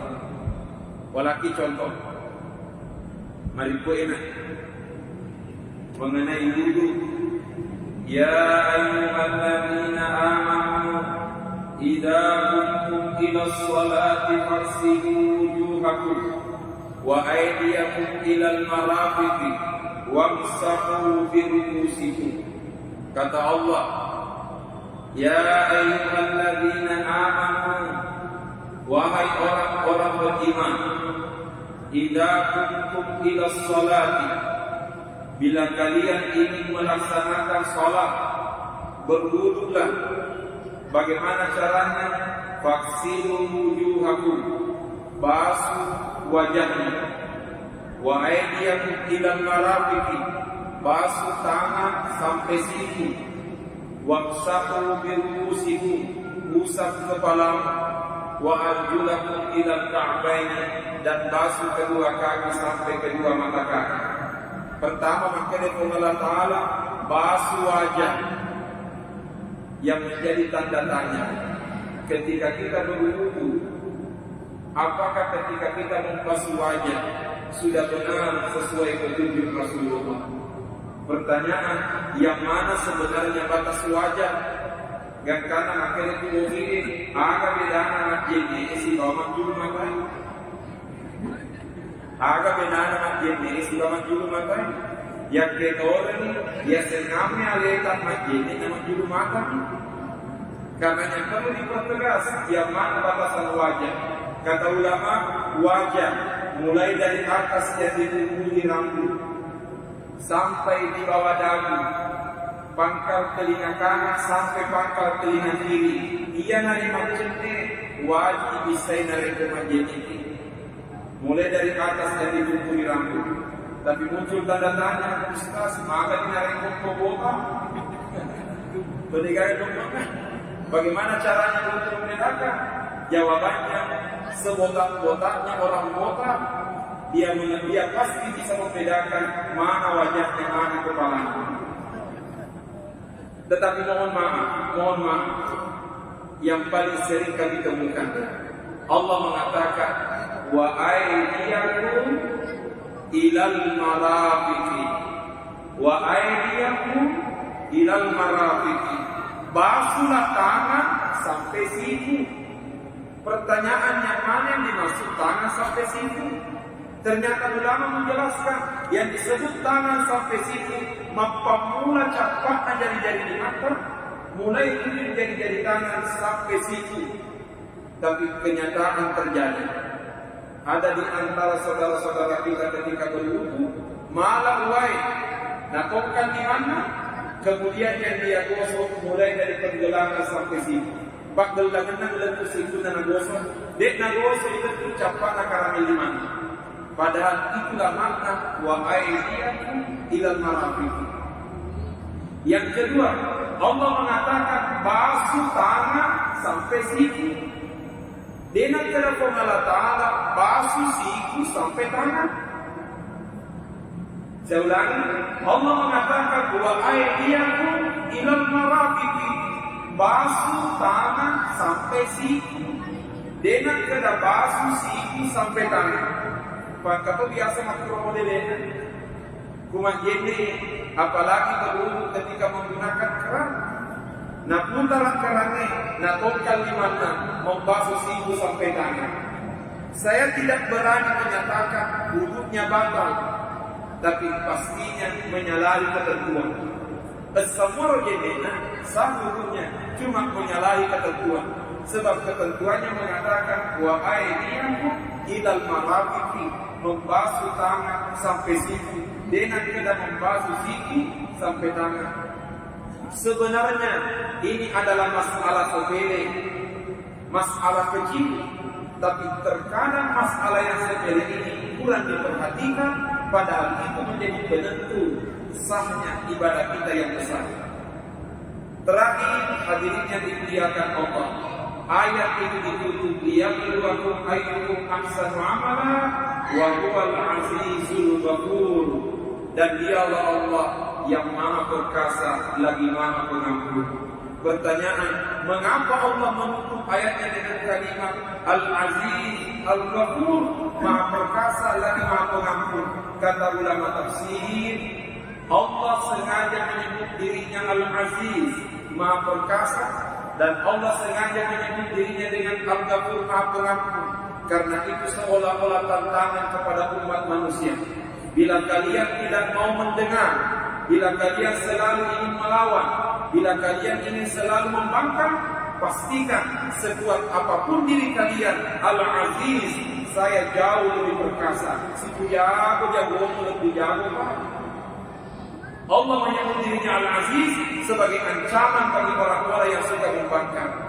Tapi Allah mengatakan Al-Ghafur, ya Allah yang Maha Pengampun. Itu merupakan pesan sebejat-bejatnya orang bejat, sejahat-jahatnya orang jahat, sepreman-premannya seorang preman, ketika dia bertobat dan kembali kepada Allah, pastikan Allah itu Al-Ghafur, Allah itu Maha Pengampun. Karenanya Allah mengatakan, "Qul ya ibadiyalladzina asrafu ala anfusihim." Sampaikan kepada hamba-hambaku semua, ya ibadi, wahai hambaku, alladzina asrafu ala anfusihim, yang telah melakukan tindakan berlebih-lebihan dalam dirinya, yang telah melakukan tindakan durhaka dan penganiayaan, la taqnatu min rahmatillah, jangan berputus asa dari ampunan Allah. Mengapa? Al-Aziz Al-Ghafur, Dia Maha Perkasa sekaligus Maha Pengampun. Mudah-mudahan dengan adanya penjelasan surah Al-Mulk ayat 2 ini mendorong kita untuk semakin dekat kepada Allah Subhanahu wa taala, karena pastinya hanya dengan dekat kepada Allah kita akan menemukan kebahagiaan dan ketenangan. Kita sampaikan pada pengajian sebelumnya, rekreasi memang menyenangkan, tapi hanya ingat Allah yang menenangkan. Menyenangkan belum tentu menenangkan, tetapi yang menenangkan sudah pasti menyenangkan. Itulah makna ala bizikrillah tatma'innul qulub. Ketahuilah, berzikir kepada Allah itu akan menenangkan hati dan jiwa. Saya kira demikian pengajian kita pada kesempatan kali ini. Semoga Allah memberikan keberkahan kepada kita semua. A'udzu billahi minasyaitonir rajim. Bismillahirrahmanirrahim. Alhamdulillahi rabbil alamin. Allahumma shalli ala sayyidina Muhammad wa ala alihi wa sahbihi wa sallim. Allahumma anfa'na bima 'allamtana wa 'allimna ma yanfa'una warzuqna ilman yanfa'una. Rabbana zidna 'ilman warzuqna fahma. Subhanaka la 'ilma lana illa ma 'allamtana innaka antal 'alimul hakim. Rabbana atina fid dunya hasanah wa fil akhirati hasanah wa qina 'adzaban nar wa adkhilna al-jannata ma'al abrar ya 'aziz ya ghaffar ya rabbal alamin. Wa sallallahu ala sayyidina Muhammad wa ala alihi wa sahbihi wa sallam walhamdulillahi rabbil alamin. Wa billahi taufiq wa da'watu wal irsyad. Assalamu alaikum warahmatullahi wabarakatuh.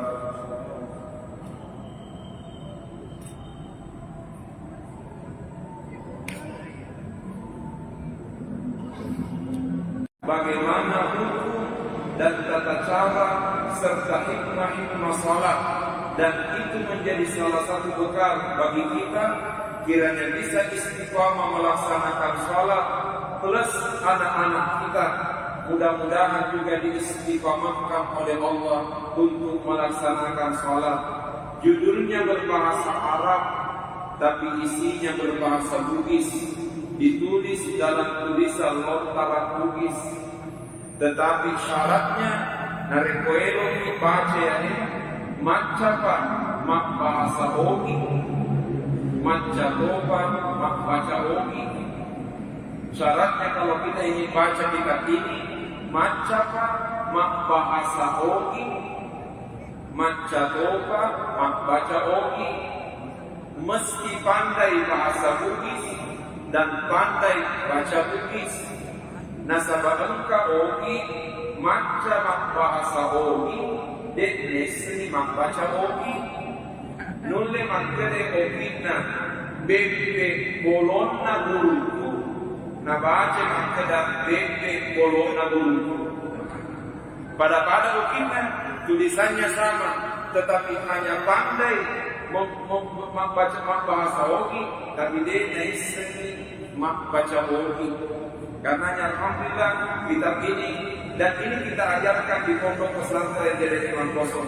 Hadirin yang dimuliakan Allah, kita lanjutkan pengajian kita pada malam ini kaitannya dengan surah Al-Mulk ayat 2. Allah menciptakan mati dan hidup. Pertanyaan, apa tujuannya? Lanjutan ayat yang mengatakan liyabluwakum ayyukum ahsanu amala. Karena Allah ingin menguji kalian siapa yang terbaik amalnya. Saya ulangi, Allah mengatakan liyabluwakum ayyukum ahsanu amala. Allah ingin menguji kalian siapa yang terbaik amalnya. Berdasarkan ayat tersebut, ulama memberi sekian banyak penjelasan. Di antaranya yang pertama, Allah Subhanahu wa Ta'ala menyuruh kita semangat beribadah. Saya ulangi, Allah menyuruh kita semangat beribadah. Tetapi yang paling penting bukan sekedar semangat beribadah, tetapi yang paling penting adalah cerdas beribadah. Apa maknanya? Semangat beribadah akan mendorong kita memperbanyak ibadah. Tapi memperbanyak ibadah belum tentu cerdas beribadah. Pertanyaan, apa bedanya semangat beribadah dengan cerdas beribadah? Cerdas beribadah bisa jadi amalnya sedikit, bisa jadi ibadahnya kecil, tapi karena dia cerdas beribadah, sehingga ibadah yang kecil dan sedikit itu bernilai tinggi di sisi Allah Subhanahu wa Ta'ala. Pertanyaan, yang mana contohnya? 1. Salat maghrib, mohon maaf, contohnya pelaksanaan ibadah mesti disesuaikan dengan waktunya. Saya ulangi, orang yang cerdas dalam beribadah berusaha melaksanakan ibadah sesuai dengan waktunya. Saya kasih contoh, baca Quran itu mulia. Baca Quran itu mulia. Mendengarkan ceramah dan pengajian itu juga mulia. Tetapi semulia-mulianya baca Quran, ketika ada ceramah, waktu itu ibadah yang paling mulia bukan baca Quran, tapi ibadah yang paling mulia adalah istima'ul khutbah, memperhatikan ceramah. Pak, biasa tutup bulan Ramadan, kalau bulan suci Ramadan ada ceramah tarawih, ustaznya sudah keringatan ceramah di atas mimbar, tapi terkadang ada jamaah malah sibuk baca Quran. Saya tidak mengatakan baca Quran itu salah, pastinya baca Quran itu mulia. Tetapi kemuliaan baca Quran bisa jadi akan berkurang nilainya disebabkan karena bukan waktunya. Sebagai contoh, surah Yasin itu mulia, tapi semulia-mulianya surah Yasin bukan surah Yasin yang paling mulia dibaca setelah kita melaksanakan sholat. Selesai memberi salam, assalamualaikum warahmatullah, assalamualaikum warahmatullah, memang mulia surah Yasin, Tapi waktu itu bukan surah Yasin yang paling mulia, tapi yang paling mulia Subhanallah, Alhamdulillah, Allahu Akbar. Mengapa demikian? Waktu itu adalah waktunya berzikir setelah salat, bukan waktunya surah Yasin. Maka ini yang dimaksud, yang dibutuhkan bukan sekedar semangat, tetapi yang dibutuhkan adalah kecerdasan dalam beribadah. Karenanya ini yang perlu menjadi tanda tanya besar, bahwa apakah kita sudah menjadi orang yang semangat beribadah, dan apakah semangat ibadah itu ditopang dengan kecerdasan beribadah. Hadirin yang dimuliakan Allah Subhanahu wa taala, kata ulama, itulah hikmahnya Allah mengatakan ayyukum ahsanu amala, siapa yang terbaik amalnya. Allah tidak mengatakan ayyukum aktsaru amala, siapa yang terbanyak amalnya. Saya ulangi, Allah mengatakan liyabluwakum ayyukum ahsanu amala. Allah ingin menguji siapa yang terbaik amalnya. Allah tidak mengatakan liyabluwakum ayyukum aktsaru amala, siapa yang terbanyak amalnya. Sebab andai kata Allah mengatakan siapa yang terbanyak amalnya, macam galaran di mahkamah, modalnya semangat. Tapi Allah tidak mengatakan siapa yang terbanyak amalnya, tetapi ahsanu amala, siapa yang terbaik amalnya.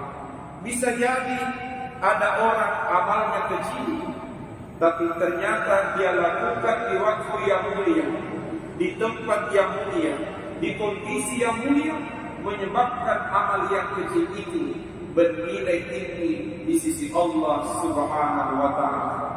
Dan disinilah dibutuhkan kecerdasan dalam beramal.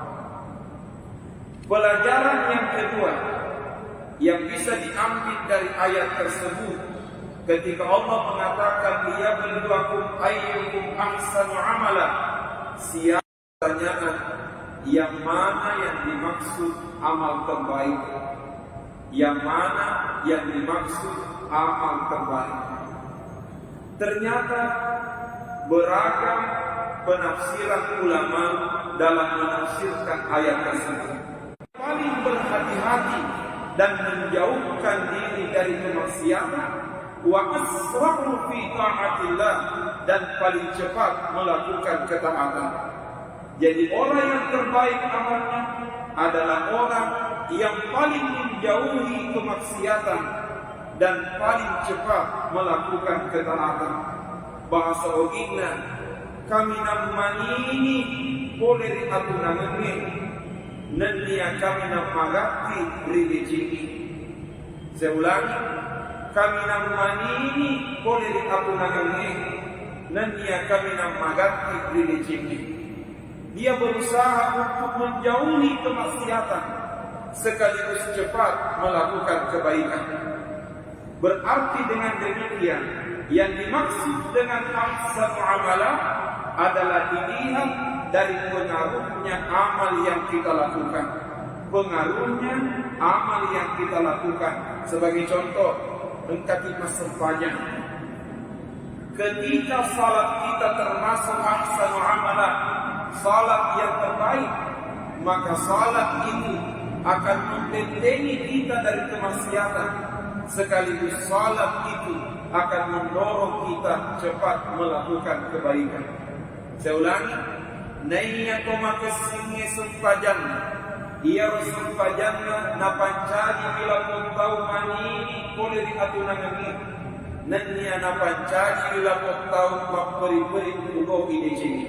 Salat itu akan mendorong dia menjauhi kemaksiatan, sekaligus mendorong dia untuk bersegera melakukan kebaikan.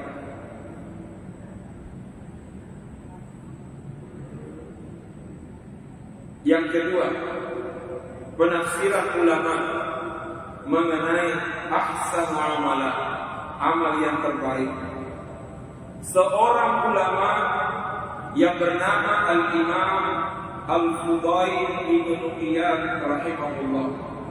Al-Imam Al-Fudail ibn Iyad rahimahullah, beliau pernah berkata, yang dimaksud dengan ahsanu amala, amal yang terbaik, adalah akhlasuhu wa aswabuhu, amal yang ikhlas dan amal yang benar.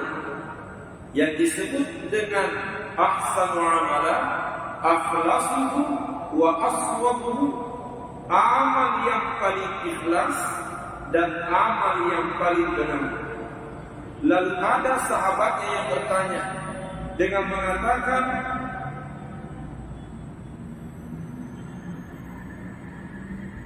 apa yang dimaksud akhlasuhu wa aswabuhu, amal yang paling ikhlas dan amal yang paling benar?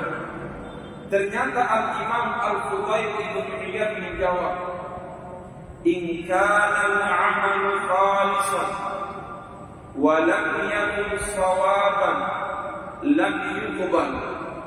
Apabila ada amal ikhlas tapi tidak benar, lam yuqbal, amal itu tidak akan diterima. Wa in kana al-'amalu sawaban wa lam yakun khalisan, dan bila ada amal benar tapi tidak ikhlas, juga tidak akan diterima. Lalu beliau mengatakan, amal itu diterima apabila khalisan sawaban, ikhlas dan benar. Saya ulangi, maka yang tergurung Al-Fudail ibn Iyad, kalau ada amal ikhlas tapi tidak benar, lam yuqbal, amal itu tidak diterima. Atau sebaliknya, ada amal benar tapi tidak ikhlas, juga tidak diterima. Amal itu nanti diterima apabila khalisan sawaba, ikhlas dan benar. Pertanyaan, agar yasin ikhlas, agar yasin benar, maka dia berkata, al-khalisu ayyakuna lillah, yang disebut amal ikhlas adalah amal semata-mata karena Allah. Sementara as-sawab, amal yang benar, adalah amal yang dilakukan ayyakuna ala sunnah, amal yang dilakukan sesuai petunjuk Rasulullah sallallahu alaihi wasallam. Mari kita lihat penjelasan ulama. Yang disebut amal ikhlas adalah ayyakuna lillah, amal itu semata-mata karena Allah. Nareko yang kalinya madece niani, nainya riasnya ikhlas semata-mata karena Allah. Ulama berkata, nareko eloki makhluk ikhlas. Bila kita ingin belajar ikhlas, maka belajarlah keikhlasan dari surah Al-Ikhlas. Saya ulangi, kata ulama, bila kita ingin belajar ikhlas, maka belajarlah keikhlasan dari surah Al-Ikhlas. Pertanyaan, bagaimana surah Al-Ikhlas? Jawabannya, surah Al-Ikhlas adalah Qul huwallahu ahad. Tapi keunikannya, di dalam Qul huwa tidak ada kata-kata ikhlas. Qul huwallahu ahad, Allahus samad, lam yalid wa lam yulad wa lam yakul lahu kufuwan ahad. Tidak ada kata-kata ikhlas, tapi ternyata Qul huwa disebut surah Al-Ikhlas. Berbeda dengan surah An-Nas, Qul a'udzu birabbin nas, natakuwa lena. Surah Al-Falaq, Qul a'udzu birabbil falaq, natakuwa lena. Surah Al-Lahab, tabbat yada abi lahab, natakuwa lena. Surah An-Nasr, idza jaa nasrullah, nasr, natakuwa lena. surah Al-Kafirun, qul ya ayyuhal kafirun, natabbuku alena. Tapi ternyata begitu surah Al-Ikhlas tidak ada kata-kata ikhlas, tapi ternyata dia disebut surah Al-Ikhlas. Pertanyaan agar bagaimana? Sepanjang bacaan kami, saya ulangi, sepanjang bacaan kami yang sempat kami temukan, ada dua penjelasan ulama mengenai penamaan Qul Huwa sebagai surah Al-Ikhlas. Mengapa Qul Huwa disebut surah Al-Ikhlas padahal di dalamnya tidak ada kata-kata ikhlas? Jawabannya satu, di dalam Qul Huwa tidak ada yang dibicarakan selain Allah Subhanahu wa Ta'ala. Saya ulangi, di dalam Qul Huwa tidak ada yang dibicarakan selain Allah. Qul huwallahu ahad. Katakan Allah itu besar. Allahus samad. Allah tempat bergantung segala sesuatu. Lam yalid wa lam yulad. Dia tidak beranak dan dia tidak melahirkan dan tidak dilahirkan. Wa lam yakul lahu kufuwan ahad. Dan tidak ada sesuatu yang menyerupainya. Di dalam Qul Huwa tidak ada yang dibicarakan selain Allah. Karenanya kata ulama, itulah sebabnya dia disebut sebagai surah Al-Ikhlas. Karena itu isyarat keikhlasan semata-mata karena Allah. Yaitu dia sendiri keikhlasan makpasi mata-mata kibirkan masina Allah Ta'ala. Tetapi lagi-lagi ini berat. Saya ulangi, lagi-lagi ini berat.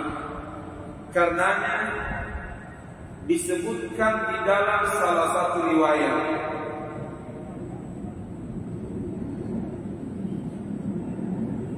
ada salah seorang ulama yang bernama Syekh Muhammad Abu Abdillah. Disebutkan bahwa Syekh Muhammad Abu Abdillah setiap kali selesai melakukan kebaikan, setiap kali selesai melakukan kebaikan, setiap selesai melakukan amal, setiap selesai melakukan ibadah, Syekh Muhammad Abu Abdillah selalu membaca Qul huwallahu ahad. Contoh, mulai masih dekat, selesai bersedekah, beliau membaca Qul Huwa. Selesai membaca Quran, sadaqallahul azim, dia baca Qul Huwa. Setiap selesai melakukan kebaikan, selalu ditutup dengan Qul huwallahu ahad. Lalu muncul tanda tanya, agar kira-kira mana Syekh Muhammad Abu Abdillah setiap selesai melakukan kebaikan selalu membaca Qul huwallahu ahad? Ternyata ulama menjawab, itulah doanya Syekh Muhammad Abu Abdillah. Sengaja beliau membaca Qul Huwa karena itu dijadikan doa. Semoga dengan keberkahan surah Al-Ikhlas dia benar-benar diberikan keikhlasan oleh Allah dalam melakukan amal ini. Jadi faktor ini kata ulama itu memberi penjelasan bahwa itulah doanya Syekh Muhammad Abu Abdillah. Setiap selesai melakukan kebaikan beliau membaca Qul Huwa. Karena itu merupakan doa kepada Allah. Semoga dengan keberkahan surah Al-Ikhlas dia diberikan keikhlasan yang sebenarnya dalam melakukan amal kepada Allah Subhanahu wa Ta'ala. Jadi tuka-tuka Qur'an makamalah Qur'an masih dekat nah baca Qul huwallahu ahad. Tapi sebelum lanjut kami menemukan di dalam kitab Al-Azkar, dalam kitab Al-Azkar An-Nawawiyah yang ditulis oleh Imam Nawawi. Beliau menyebutkan di dalam kitab tersebut pada bab tentang zakat dan sedekah. Syekh Al-Imam Nawawi rahimahullah menjelaskan bahwa dianjurkan bagi orang yang mengeluarkan zakat, bagi orang yang bersedekah, bagi orang yang sudah melakukan kebaikan, apatah lagi berbagi kebaikan dengan orang lain. Kata Imam Nawawi, sebaiknya membaca doanya Nabi Ibrahim, Rabbana taqabbal minna innaka antas samiul alim. Rabbana taqabbal minna innaka antas samiul alim.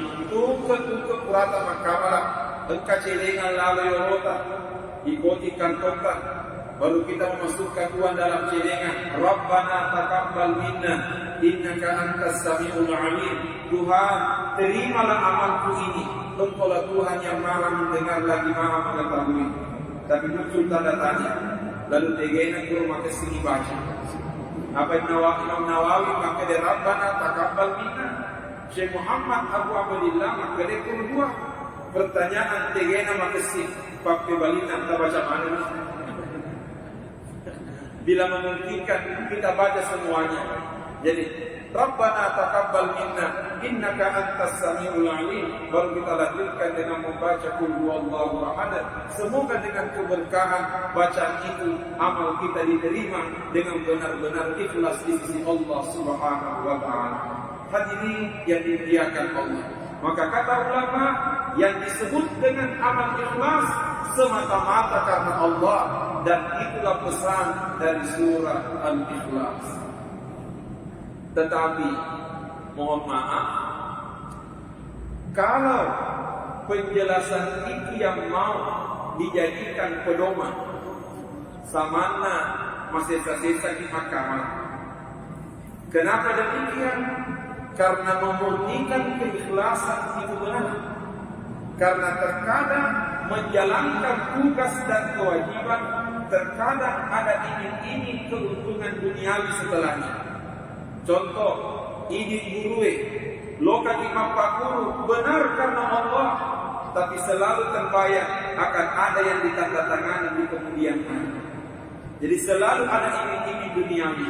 Pertanyaan, lalu bagaimana keikhlasan itu? Ternyata di dalam Al-Quran, orang ikhlas disebutkan oleh Allah dengan dua istilah di dalam Al-Quran. Pertama, ada yang disebut mukhlis. Yang kedua, ada yang disebut mukhlas. Satu, mukhlis. Dua, mukhlas. Wa ma umiru illa liya'budullaha mukhlishina lahu-d-din. Jadi satu, mukhlis. Yang kedua, mukhlas. Laqad hammat bihi wa hamma biha laula qarra'a burhana rabbi kadzalika linasrifa anhu su'a wal fahsya innahu min ibadina al-mukhlasin. Dengan kata mukhlasi berarti ada dua istilah orang ikhlas dalam Al-Quran. Satu mukhlis, satu mukhlas.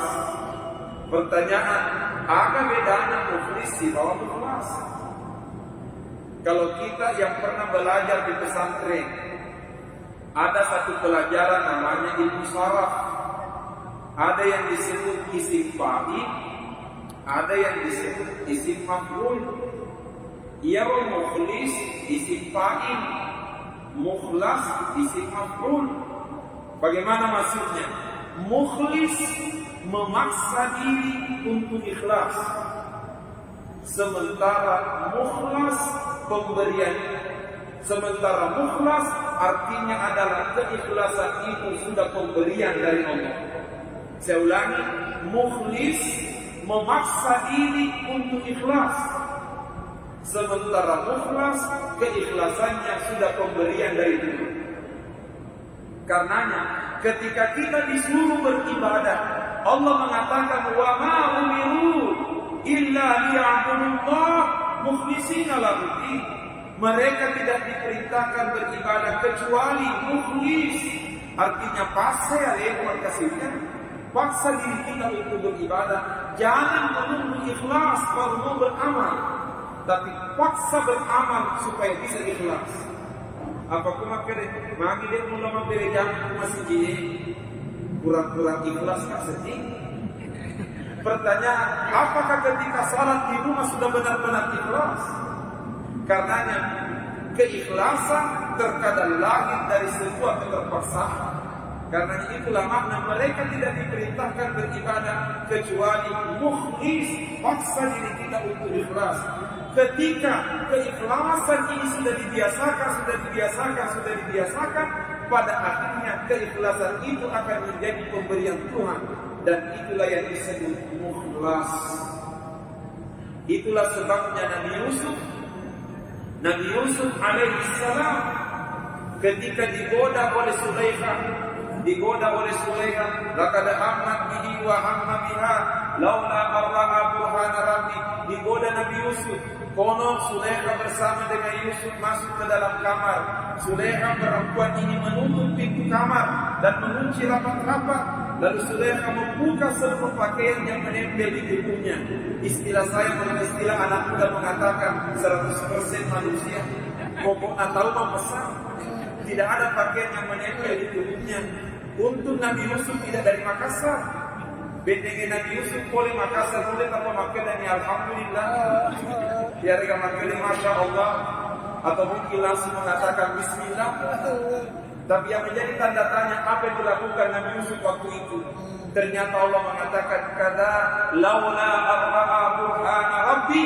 Sekiranya Nabi Yusuf tidak melihat petunjuk Tuhan, pasti dia terjerumus dalam perbuatan maksiat. Pertanyaan, ada kita Nabi Yusuf berfirman? Karena Allah mengatakan laula arra'a burhana rabbi. Sekiranya Nabi Yusuf tidak melihat petunjuk Tuhan, pasti terjerumus. Pertanyaan, ada kita? Ternyata ulama tafsir menjelaskan Nabi Yusuf anaknya Nabi Yakub. Jadi Nabi Yakub ampun Nabi Yusuf. Konon ketika Nabi Yusuf digoda oleh Sulaikha, sudah berdua dalam kamar digoda oleh Sulaikha, tiba-tiba Nabi Yusuf seolah-olah melihat ada ayahnya berdiri di depannya. Tapayaro Nabi Yusuf samanna aitai tengkai ambona tertoriolona, seolah-olah terbayang ada ayah di depannya. Itulah yang menyebabkan Nabi Yusuf sadar bahwa perbuatan ini adalah perbuatan terlarang. Karenanya tengerangnya lebar.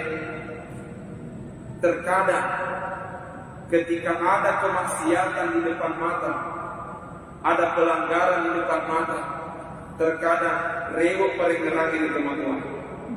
Saya ulang, terkadang kalau ada maksiat di depan mata, ada godaan yang memancing kita untuk bermaksiat, terkadang kita ingat orang tua.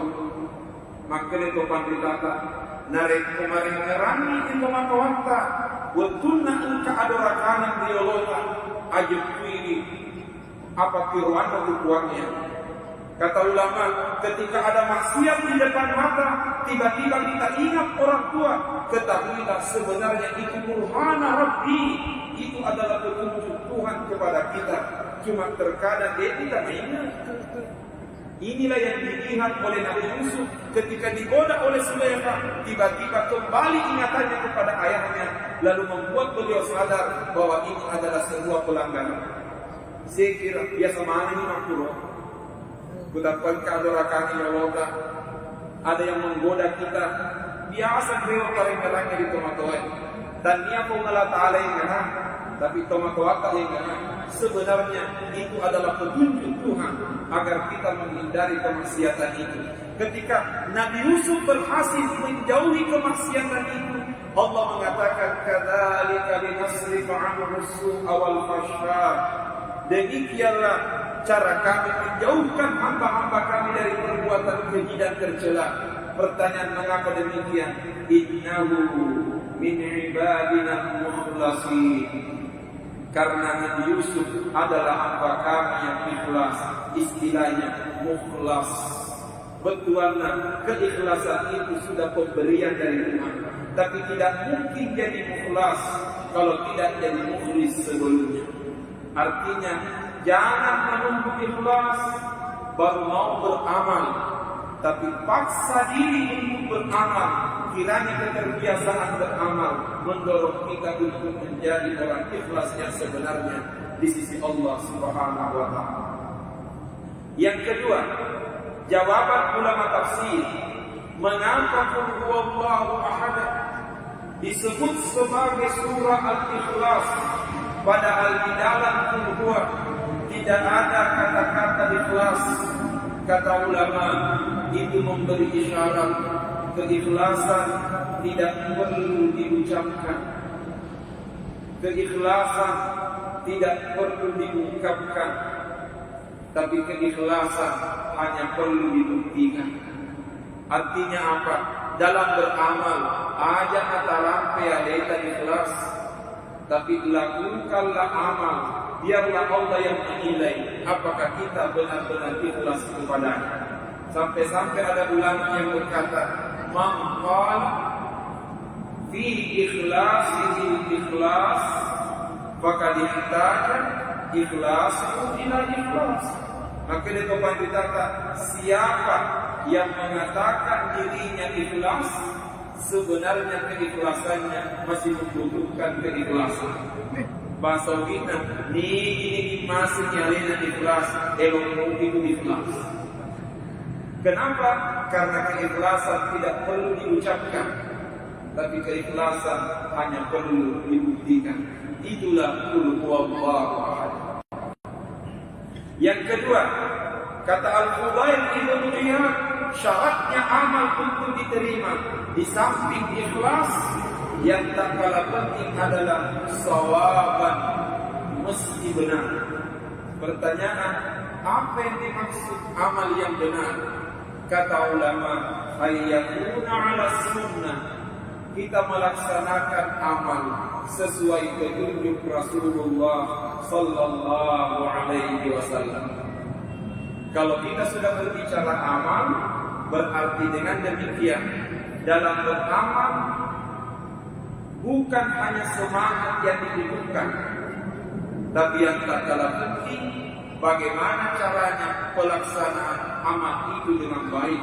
Apakah amal itu terlaksana sesuai petunjuk Rasulullah sallallahu alaihi wasallam? Walaki contoh, mari ku enak mengenai wudu. Ya ayyuhalladzina amanu idza qumtum ila sholati faghsilu wujuhakum wa aydiyakum ilal marafiqi wamsahu bi ru'usikum. Kata Allah, ya ayyuhalladzina amanu, wahai orang-orang beriman, idza qumtum ila sholati, bila kalian ingin melaksanakan salat, berwuduklah. Bagaimana caranya? Faghsilu wujuhakum, basuh wajahnya, wa aydiyakum ilal marafiqi, basuh tangan sampai siku, wamsahu bi ru'usikum, usap kepala, wa arjulakum ilal ka'baini, dan basuh kedua kaki sampai kedua mata kaki. Pertama, makanya Allah Ta'ala basuh wajah, yang menjadi tanda tanya ketika kita berwudu, apakah ketika kita membasuh wajah sudah benar sesuai petunjuk Rasulullah? Pertanyaan, yang mana sebenarnya batas wajah?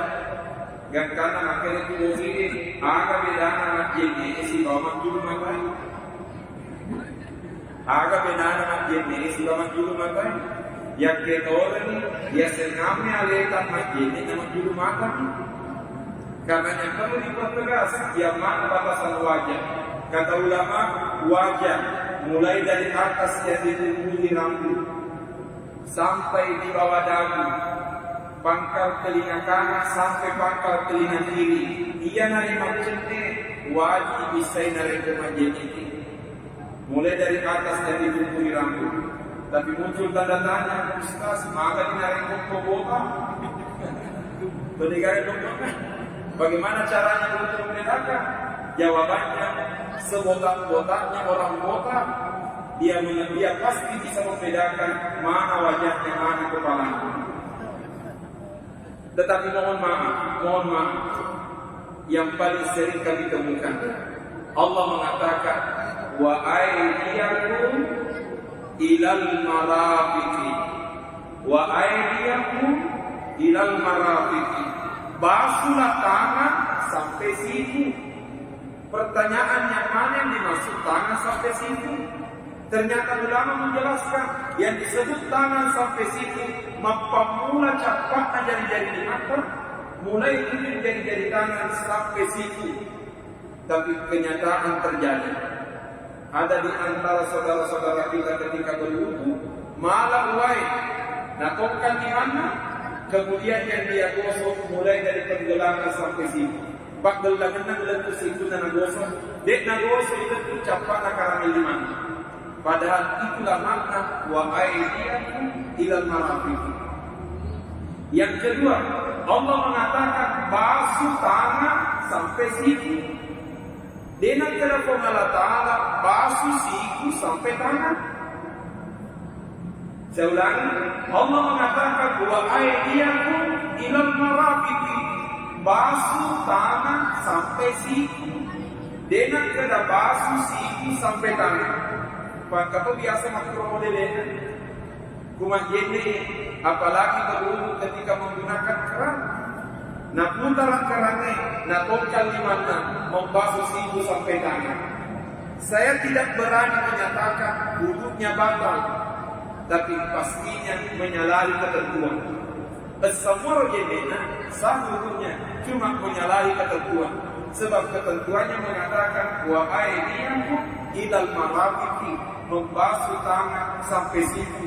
Dengan kita membasuh siku sampai tangan. Sebenarnya ini adalah masalah sepele, masalah kecil, tapi terkadang masalah yang sepele ini kurang diperhatikan, padahal itu menjadi penentu sahnya ibadah kita yang besar. Terakhir, hadirin yang dimuliakan Allah, ayat ini ditutup liyabluwakum ayyukum ahsanu amala wa huwal azizul ghafur. Dan dialah Allah yang maha perkasa lagi maha pengampun. Pertanyaan, mengapa Allah menutup ayatnya dengan kalimat Al-Aziz Al-Ghafur, maha perkasa lagi maha pengampun? Kata ulama tafsir, Allah sengaja menyebut dirinya Al-Aziz, maha perkasa, dan Allah sengaja menyebut dirinya dengan Al-Ghafur, maha pengampun. Karena itu seolah-olah tantangan kepada umat manusia.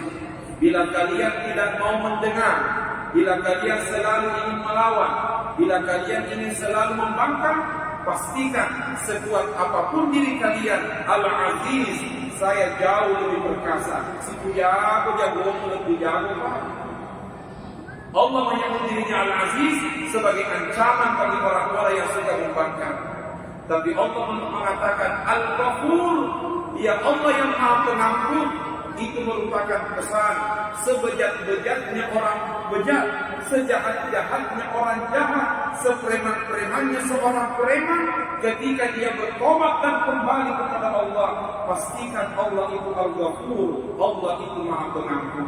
Karenanya Allah mengatakan, "Qul ya ibadiyalladzina asrafu ala anfusihim." Sampaikan kepada hamba-hambaku semua, ya ibadi, wahai hambaku, alladzina asrafu ala anfusihim, yang telah melakukan tindakan berlebih-lebihan dalam dirinya, yang telah melakukan tindakan durhaka dan penganiayaan, la taqnatu min rahmatillah, jangan berputus asa dari rahmat Allah. Mengapa? Al-Aziz Al-Ghafur, dia maha perkasa sekaligus maha pengampun. Mudah-mudahan dengan adanya penjelasan surah Al-Mulk ayat 2 ini mendorong kita untuk semakin dekat kepada Allah Subhanahu wa taala, karena pastinya hanya dengan dekat kepada Allah kita akan menemukan kebahagiaan dan ketenangan. Kita sampaikan pada pengajian sebelumnya, rekreasi memang menyenangkan, tapi hanya ingat Allah yang menenangkan. Menyenangkan belum tentu menenangkan, tetapi yang menenangkan sudah pasti menyenangkan. Itulah makna ala bizikrillah tatma'innul qulub. Ketahuilah berzikir kepada Allah itu akan menenangkan hati dan jiwa. Saya kira demikian pengajian kita pada kesempatan kali ini. Semoga Allah memberikan keberkahan kepada kita semua. A'udzu billahi minasyaitonir rajim. Bismillahirrahmanirrahim. Alhamdulillahi Rabbil Alamin.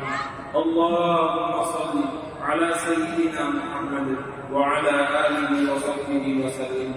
Allahumma anfa'na bima 'allamtana wa 'allimna ma yanfa'una warzuqna ilman yanfa'una.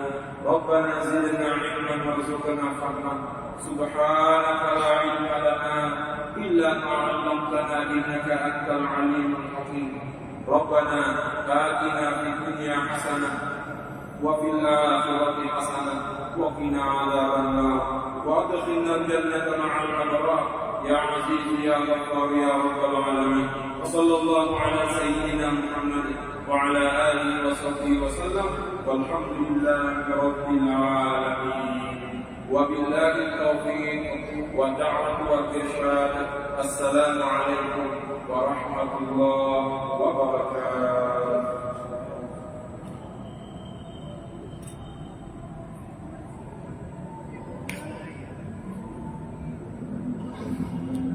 Bagaimana hukum dan tata cara serta hikmah salat, dan itu menjadi salah satu bekal bagi kita kiranya bisa istiqamah melaksanakan salat plus anak-anak kita.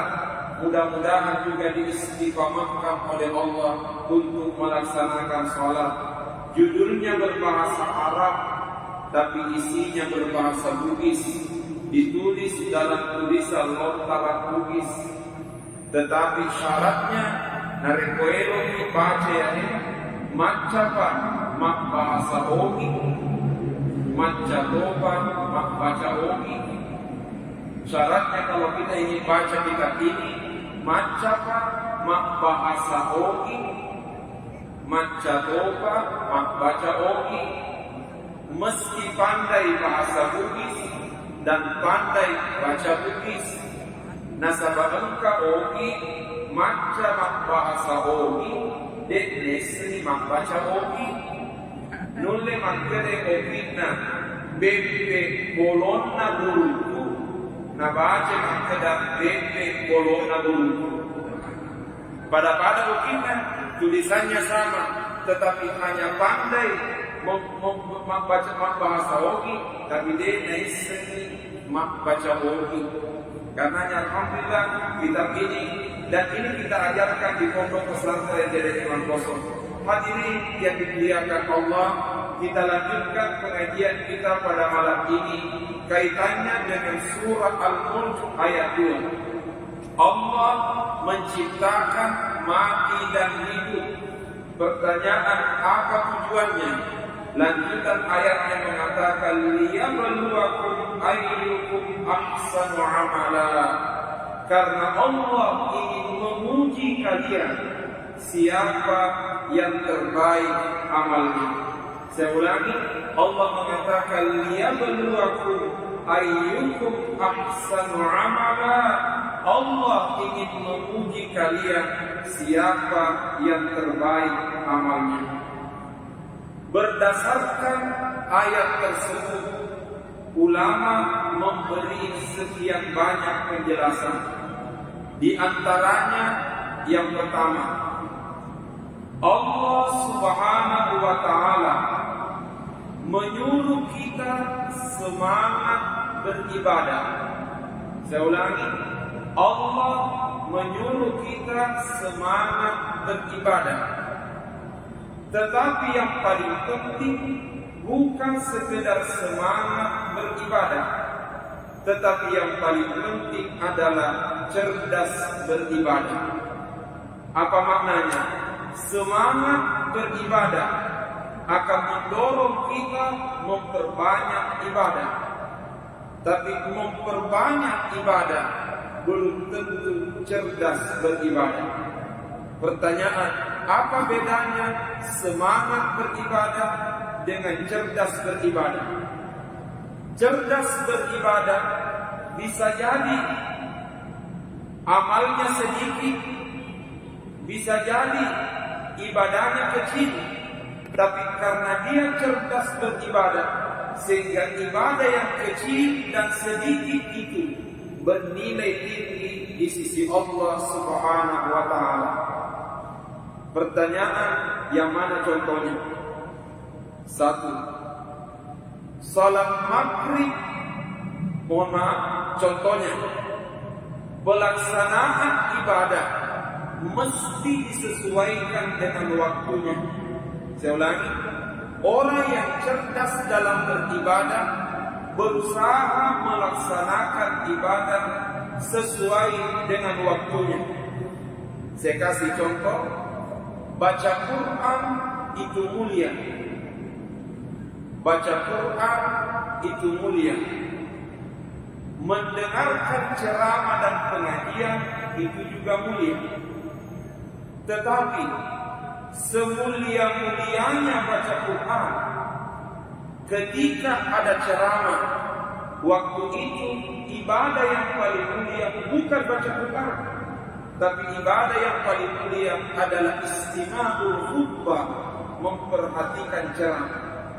Pak, biasa itu bulan Ramadan, kalau bulan suci Ramadan ada ceramah tarawih, ustaznya sudah keringatan ceramah di atas mimbar, tapi terkadang ada jamaah malah sibuk baca Quran. Saya tidak mengatakan baca Quran itu salah, pastinya baca Quran itu mulia. Tetapi kemuliaan baca Quran bisa jadi akan berkurang nilainya disebabkan karena bukan waktunya. Sebagai contoh, surah Yasin itu mulia, tapi semulia-mulianya surah Yasin bukan surah Yasin yang paling mulia dibaca setelah kita melaksanakan salat. Selesai memberi salam, assalamualaikum warahmatullah, assalamualaikum warahmatullah, memang mulia surah Yasin, tapi waktu itu bukan surah Yasin yang paling mulia, tapi yang paling mulia subhanallah, alhamdulillah, Allahu akbar. Mengapa demikian? Waktu itu adalah waktunya berzikir setelah salat, bukan waktunya surah Yasin. Maka ini yang dimaksud, yang dibutuhkan bukan sekedar semangat, tetapi yang dibutuhkan adalah kecerdasan dalam beribadah. Karenanya ini yang perlu menjadi tanda tanya besar, bahwa apakah kita sudah menjadi orang yang semangat beribadah, dan apakah semangat ibadah itu ditopang dengan kecerdasan beribadah. Hadirin yang dimuliakan Allah Subhanahu wa taala, kata ulama, itulah hikmahnya Allah mengatakan ayyukum ahsanu amala, siapa yang terbaik amalnya. Allah tidak mengatakan ayyukum aktsaru amala, siapa yang terbanyak amalnya. Saya ulangi, Allah mengatakan liyabluwakum ayyukum ahsanu amala. Allah ingin menguji siapa yang terbaik amalnya. Allah tidak mengatakan liyabluwakum ayyukum aktsaru amala, siapa yang terbanyak amalnya. Sebab andai kata Allah mengatakan siapa yang terbanyak amalnya, macam galaran di mahkamah, modalnya semangat. Tapi Allah tidak mengatakan siapa yang terbanyak amalnya, tetapi ahsanu amala, siapa yang terbaik amalnya. Bisa jadi ada orang amalnya kecil, tapi ternyata dia lakukan di waktu yang mulia, di tempat yang mulia, di kondisi yang mulia, menyebabkan amal yang kecil itu bernilai tinggi di sisi Allah Subhanahu wa taala. Dan di sinilah dibutuhkan kecerdasan dalam beramal. Pelajaran yang kedua yang bisa diambil dari ayat tersebut, ketika Allah mengatakan liyabluwakum ayyukum ahsanu amala, siapa pertanyaan yang mana yang dimaksud amal terbaik, yang mana yang dimaksud amal terbaik. Ternyata beragam penafsiran ulama dalam menafsirkan ayat tersebut. Paling berhati-hati dan menjauhkan diri dari kemaksiatan, wa asra'u fi ta'atillah, dan paling cepat melakukan ketaatan. Jadi orang yang terbaik amalnya adalah orang yang paling menjauhi kemaksiatan dan paling cepat melakukan ketaatan. Bahasa original, kami namanini boleh aku namanya, nanti kami namagati religioni. Saya ulangi, kami namanini boleh aku namanya, nanti kami namagati religioni. Dia berusaha untuk menjauhi kemaksiatan sekaligus cepat melakukan kebaikan. Berarti dengan demikian, yang dimaksud dengan ahsanu amalah adalah dilihat dari pengaruhnya amal yang kita lakukan. Pengaruhnya amal yang kita lakukan. Sebagai contoh, engkau sepanjang ketika salat kita termasuk ahsanu amalah, salat yang terbaik, maka salat itu akan membentengi kita dari kemaksiatan, sekaligus salat itu akan mendorong kita cepat melakukan kebaikan. Saya ulangi, nainya koma kesini sempajang, ia sempajangnya napancari bila pun tahu manini boleh diatunang ini, nanya napancari bila pun tahu maperi-peri untuk ide cini. Salat itu akan mendorong dia menjauhi kemaksiatan, sekaligus mendorong dia untuk bersegera melakukan kebaikan.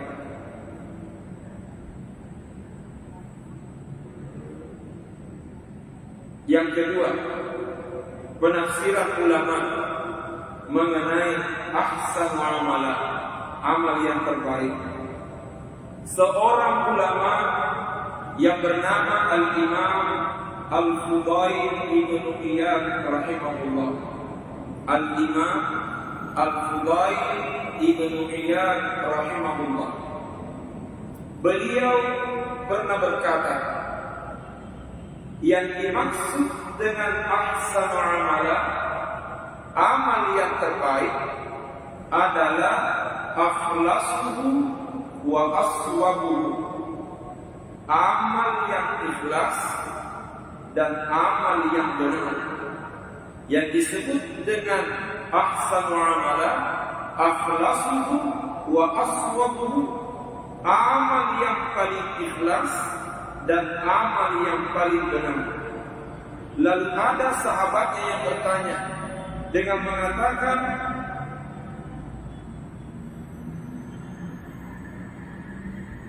apa yang dimaksud akhlasuhu wa aswabuhu, amal yang paling ikhlas dan amal yang paling benar? Ternyata Al-Imam Al-Fudail Ibn Iyad menjawab, in kana al-'amalu khalisan wa lam yakun sawaban lam yuqbal. Apabila ada amal ikhlas tapi tidak benar, lam yuqbal, amal itu tidak akan diterima. Wa in kana al-'amalu sawaban wa lam yakun khalisan, dan bila ada amal benar tapi tidak ikhlas, juga tidak akan diterima. Lalu beliau mengatakan, amal itu diterima apabila khalisan sawaba, ikhlas dan benar.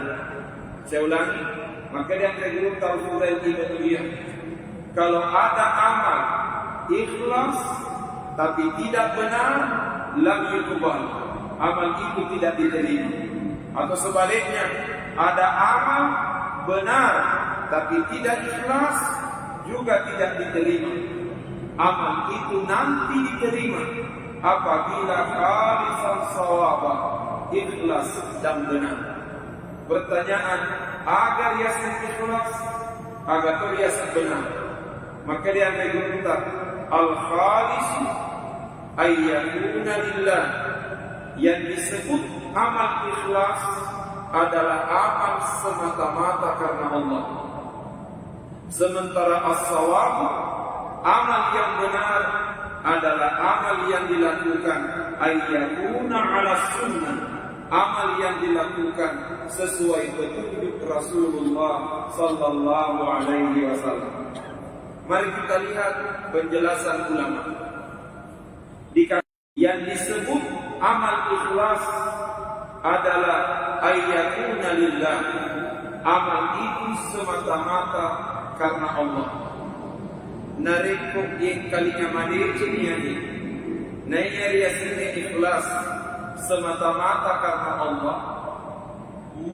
Ulama berkata, nareko elok makhluk ikhlas. Bila kita ingin belajar ikhlas, maka belajarlah keikhlasan dari surah Al-Ikhlas. Saya ulangi, kata ulama, bila kita ingin belajar ikhlas, maka belajarlah keikhlasan dari surah Al-Ikhlas. Pertanyaan, bagaimana surah Al-Ikhlas?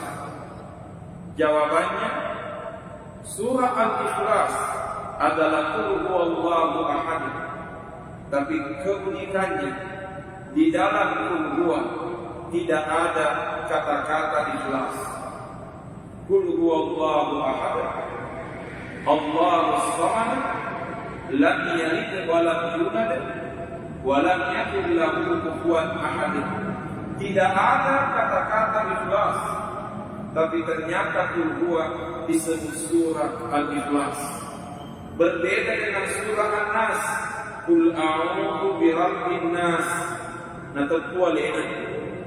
Surah Al-Falaq, Qul a'udzu birabbil falaq, natabwa lena. Surah Al-Lahab, tabbat yada abi lahab, natabwa lena. Surah An-Nasr, idza jaa nasrullah, nasr, natabwa lena. Surah Al-Kafirun, Qul ya ayyuhal kafirun, natabwa lena. Tapi ternyata begitu surah Al-Ikhlas tidak ada kata-kata ikhlas, tapi ternyata dia disebut surah Al-Ikhlas. Pertanyaan, agar bagaimana? Sepanjang bacaan kami, saya ulangi, sepanjang bacaan kami yang sempat kami temukan, ada dua penjelasan ulama mengenai penamaan Qul huwa sebagai surah Al-Ikhlas.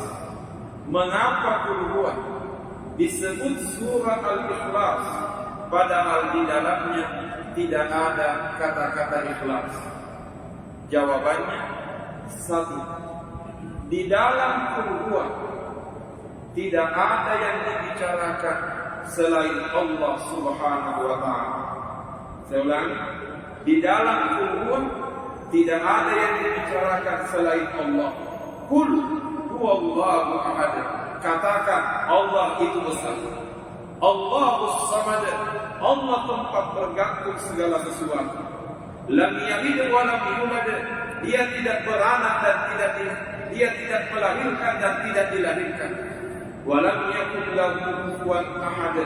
Dan tidak ada sesuatu yang menyerupainya. Di dalam Qul huwa tidak ada yang dibicarakan selain Allah. Karenanya kata ulama, itulah sebabnya dia disebut sebagai surah Al-Ikhlas.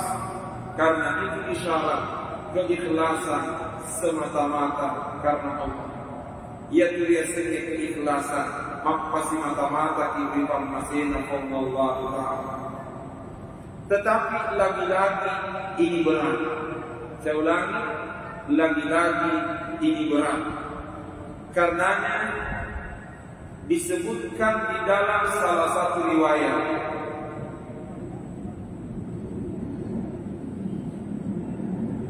ada salah seorang ulama yang bernama Syekh Muhammad Abu Abdillah. Disebutkan bahwa Syekh Muhammad Abu Abdillah setiap kali selesai melakukan kebaikan, setiap kali selesai melakukan kebaikan, setiap selesai melakukan amal, setiap selesai melakukan ibadah, Syekh Muhammad Abu Abdillah selalu membaca Qul huwallahu ahad. Contoh, urai masih dekat, selesai bersedekah, beliau membaca Qul huwa. Selesai membaca Quran, sadaqallahul azim, dia baca qul huwa. Setiap selesai melakukan kebaikan, selalu ditutup dengan qul huwallahu ahad. Lalu muncul tanda tanya, agar kira-kira mana Syekh Muhammad Abu Abdillah setiap selesai melakukan kebaikan selalu membaca qul huwallahu ahad. Ternyata ulama menjawab, itulah doanya Syekh Muhammad Abu Abdillah. Sengaja beliau membaca qul huwa karena itu dijadikan doa. Semoga dengan keberkahan surah Al-Ikhlas dia benar-benar diberikan keikhlasan oleh Allah dalam melakukan amal ini. Jadi waktu ini kata ulama itu memberi penjelasan bahwa itulah doanya Syekh Muhammad Abu Abdillah. Setiap selesai melakukan kebaikan beliau membaca qul huwa karena itu merupakan doa kepada Allah. Semoga dengan keberkahan surah Al-Ikhlas dia diberikan keikhlasan yang sebenarnya dalam melakukan amal kepada Allah Subhanahu wa ta'ala. Jadi itu ketul Quran makamalan Quran sedekah nabaca qul huwallahu ahad. Tapi sebelum lanjut kami menemukan di dalam kitab Al-Azkar, dalam kitab Al-Azkar An-Nawawiyah yang ditulis oleh Imam Nawawi, beliau menyebutkan di dalam kitab tersebut pada bab tentang zakat dan sedekah. Syekh Al-Imam Nawawi rahimahullah menjelaskan bahwa dianjurkan bagi orang yang mengeluarkan zakat, bagi orang yang bersedekah, bagi orang yang sudah melakukan kebaikan, apatah lagi berbagi kebaikan dengan orang lain. Kata Imam Nawawi, sebaiknya membaca doanya Nabi Ibrahim, Rabbana taqabbal minna innaka antas samiul alim. Rabbana taqabbal minna innaka antas samiul alim. Tuka kurata makamalah engka celengan lalu yorota ikoti kantongkan, baru kita memasukkan uang dalam celengan. Rabbana taqabbal minna innaka antas samiul alim. Tuhan, terimalah amalku ini. Engkaulah Tuhan yang maha mendengar lagi maha mengetahui. Tapi muncul tanda tanya. Lalu tegena guru maka sini baca. Apa Imam Nawawi maka dari Rabbana taqabbal minna. Syekh Muhammad Abu Abdillah maka dari qul huwa. Pertanyaan tegena maka sini. Pakai balina kita baca mana? Bila memungkinkan kita baca semuanya. Jadi Rabbana taqabbal minna innaka antas samiul alim. Baru kita lanjutkan dengan membaca qul huwallahu ahad. Semoga dengan keberkahan bacaan itu amal kita diterima dengan benar-benar ikhlas di sisi Allah Subhanahu wa ta'ala. Hadirin yang dimuliakan Allah, maka kata ulama yang disebut dengan amal ikhlas semata-mata karena Allah, dan itulah pesan dari surah Al-Ikhlas.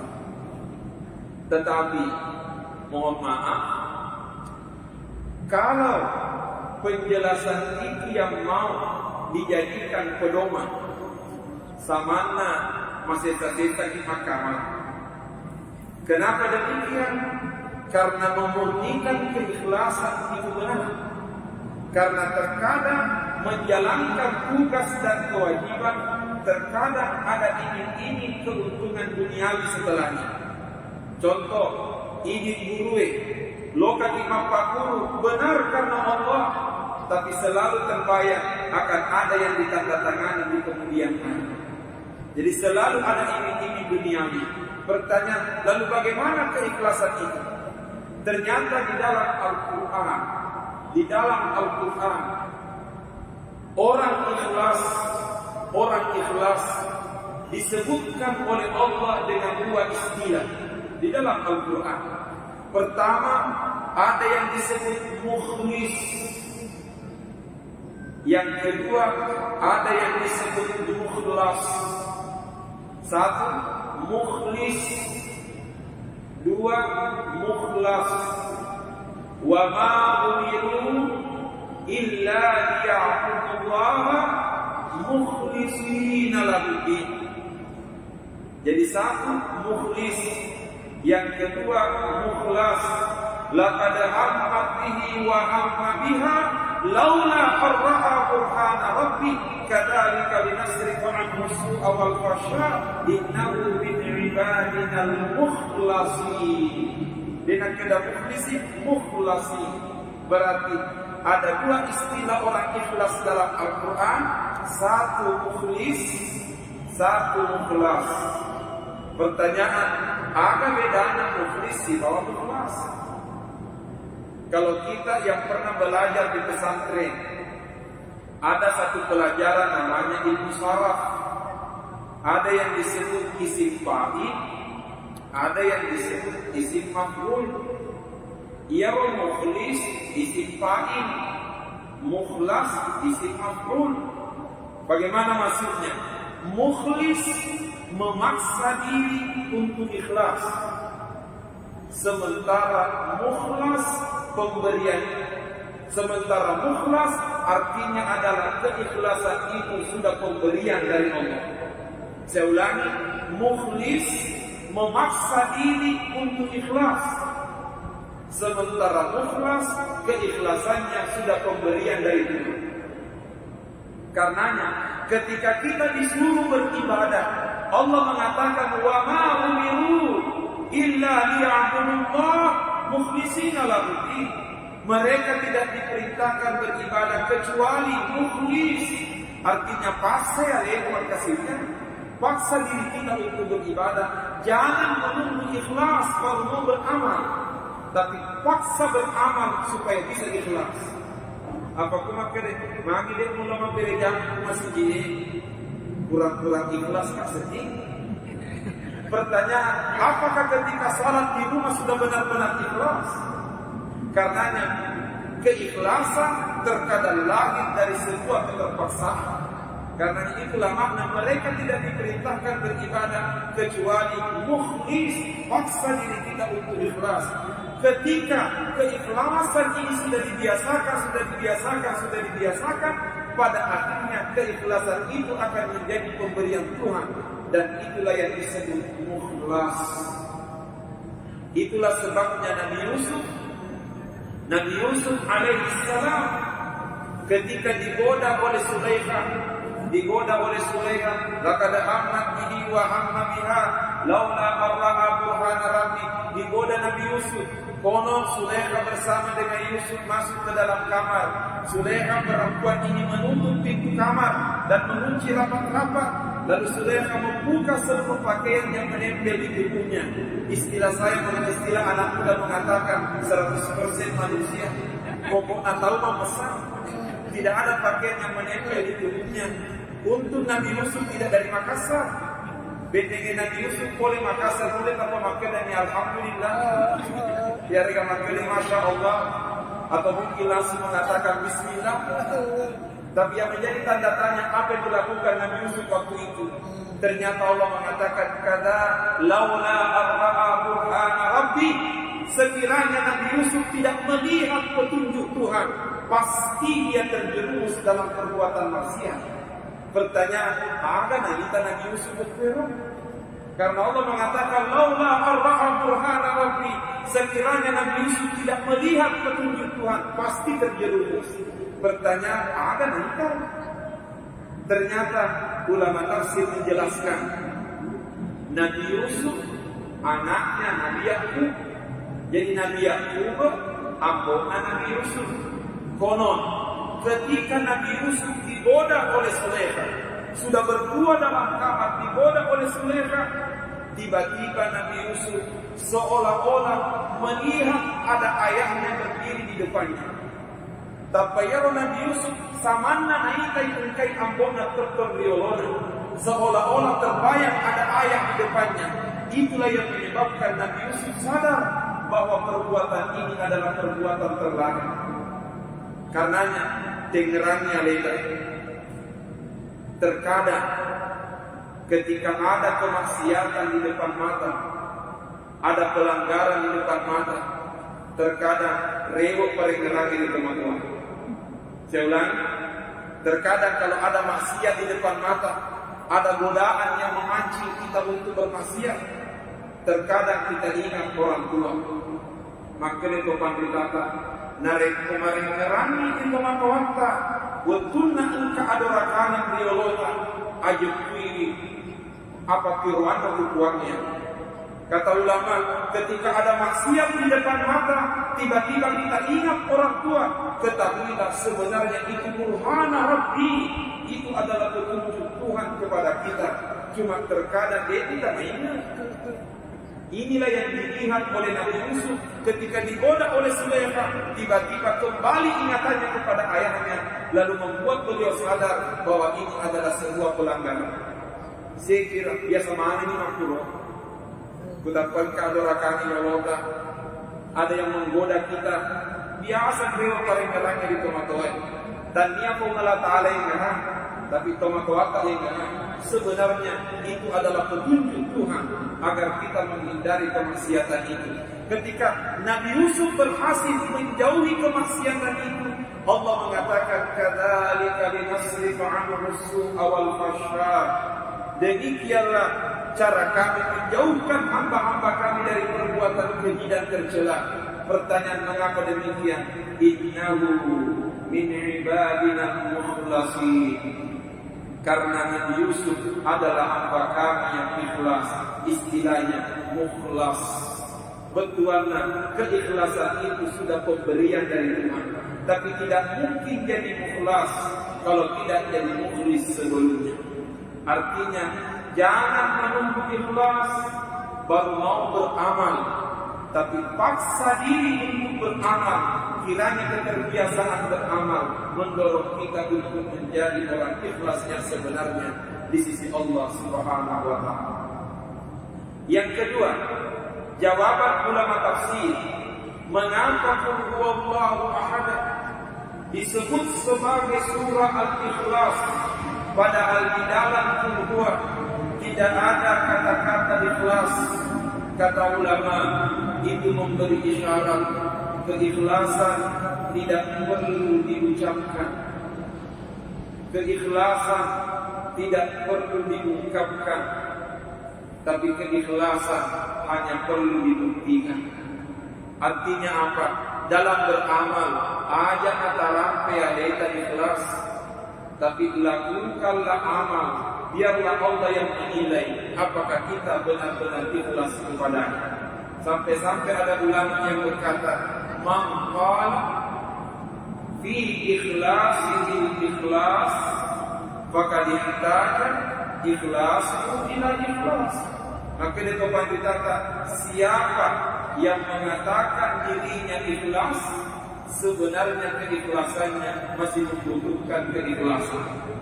Bahasa kita, ini masih nyalina ikhlas, elok itu ikhlas. Kenapa? Karena keikhlasan tidak perlu diucapkan, tapi keikhlasan hanya perlu dibuktikan. Itulah qul huwallahu ahad. Yang kedua, kata Al-Fudail Ibn Iyad, syaratnya amal untuk diterima di samping ikhlas, yang tak kalah penting adalah sawaban, mesti benar. Pertanyaan, apa yang dimaksud amal yang benar? Kata ulama, ayyakuna 'ala sunnah, kita melaksanakan amal sesuai petunjuk Rasulullah sallallahu alaihi wasallam. Kalau kita sudah berbicara amal, berarti dengan demikian dalam beramal bukan hanya semangat yang dibutuhkan, tapi yang tak kalah penting bagaimana caranya pelaksanaan amal itu dengan baik. Apakah amal itu terlaksana sesuai petunjuk Rasulullah sallallahu alaihi wasallam? Walaki contoh, mari ku enak mengenai wudu. Ya ayyuhalladzina amanu idza qumtum ila sholati faghsilu wujuhakum wa aydiyakum ila al-marafiqi wamsahu bi ru'usikum. Kata Allah, ya ayyuhalladzina amanu, wahai orang-orang beriman, idza qumtum ila sholati, bila kalian ingin melaksanakan salat, berwuduklah. Bagaimana caranya? Faksilu wujuhakum, basuh wajahnya, wa aydiyakum ilal marafiqi, basuh tangan sampai siku, wamsahu birusikum, usap kepala, wa arjulakum ilal ka'baini, dan basuh kedua kaki sampai kedua mata kaki. Pertama makanya Allah Ta'ala basuh wajah, yang menjadi tanda tanya ketika kita berwudu, apakah ketika kita membasuh wajah sudah benar sesuai petunjuk Rasulullah? Pertanyaan, yang mana sebenarnya batas wajah? Yang karena akhirnya tubuh ini agak beda anak jadi isi bawah dulu makai, agak beda anak jadi isi bawah dulu makai. Yang kedua ini, ya sengamnya letak masjid ini nama dulu makan. Karena yang perlu dipertegas, yang mana batasan wajah? Kata ulama, wajah mulai dari atas yang ditutupi rambut sampai di bawah dagu, pangkal telinga kanan sampai pangkal telinga kiri. Ia nari maksudnya wajib bisa nari ke masjid ini. Mulai dari atas yang ditutupi rambut. Tapi muncul tanda tanya, Ustaz, maka dinarik boba? Berdikari boba? Bagaimana caranya untuk membedakan? Jawabannya, sebotak-botaknya orang botak, dia pasti bisa membedakan mana wajahnya, mana kepalanya.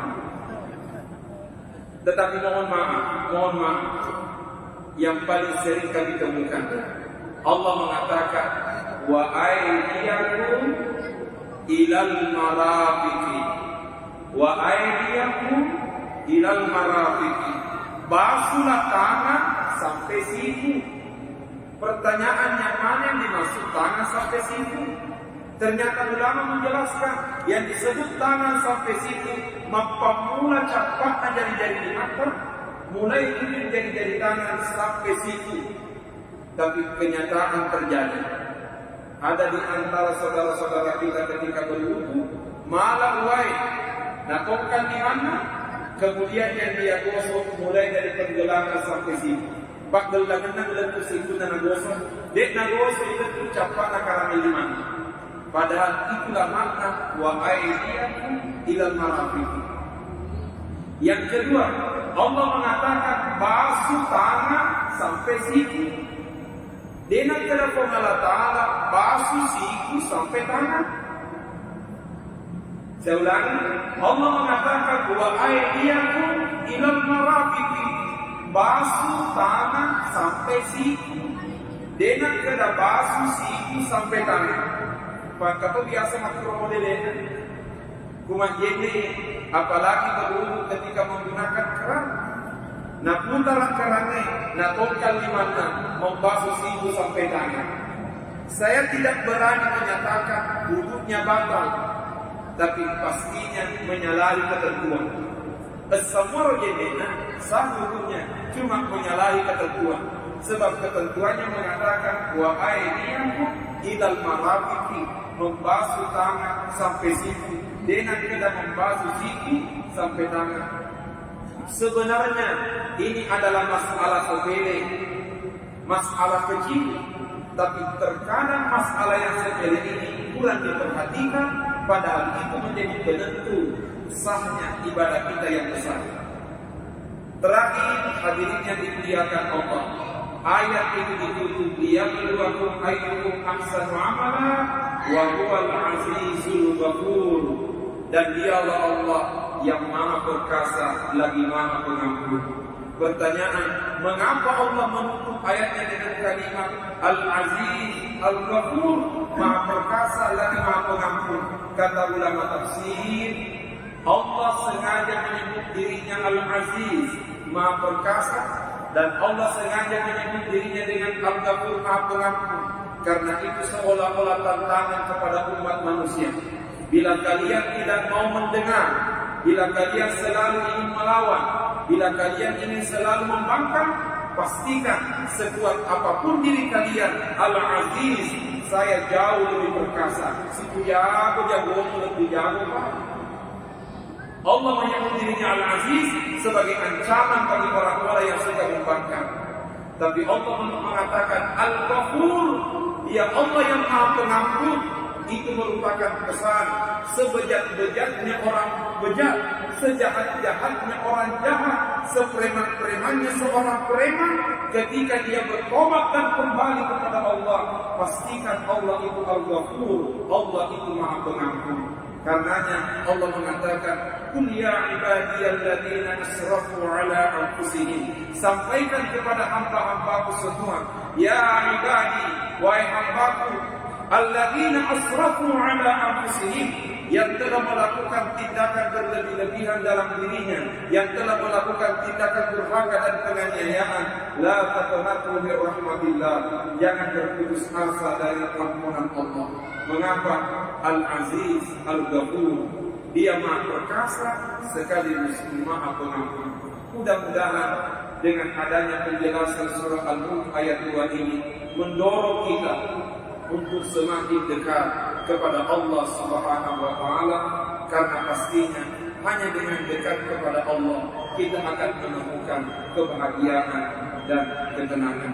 Kita sampaikan pada pengajian sebelumnya, rekreasi memang menyenangkan, tapi hanya ingat Allah yang menenangkan. Menyenangkan belum tentu menenangkan, tetapi yang menenangkan sudah pasti menyenangkan. Itulah makna ala bizikrillah tatma'innul qulub. Ketahuilah berzikir kepada Allah itu akan menenangkan hati dan jiwa. Saya kira demikian pengajian kita pada kesempatan kali ini. Semoga Allah memberikan keberkahan kepada kita semua. A'udzu billahi minasyaitonir rajim. Bismillahirrahmanirrahim. Alhamdulillahi rabbil alamin. Allahumma shalli ala sayyidina Muhammad wa ala alihi wa sahbihi wa sallim. Allahumma anfa'na bima 'allamtana wa 'allimna ma yanfa'una warzuqna ilman yanfa'una. Rabbana zidna 'ilman warzuqna fahma. Subhanaka la 'ilma lana illa ma 'allamtana innaka antal 'alimul hakim. Rabbana atina fid dunya hasanah wa fil akhirati hasanah wa qina 'adzabannar wa adkhilna al-jannata ma'al abrar ya 'aziz ya ghaffar ya rabbal alamin. Wa sallallahu ala sayyidina Muhammad wa ala alihi wa sahbihi wa sallam walhamdulillahi rabbil alamin. Wa billahi taufiq wa da'watu wal irsyad. Assalamu alaikum warahmatullahi wabarakatuh.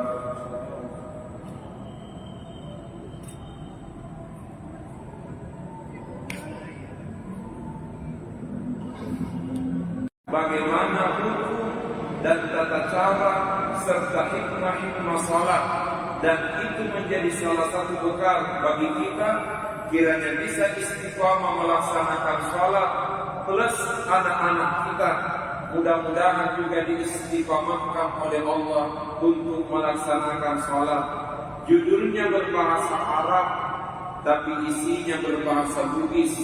Ditulis dalam tulisan lontaran Bugis. Tetapi syaratnya narekoelo dibaca ya ini macapa mak bahasa Ogi, maca toba mak baca Ogi.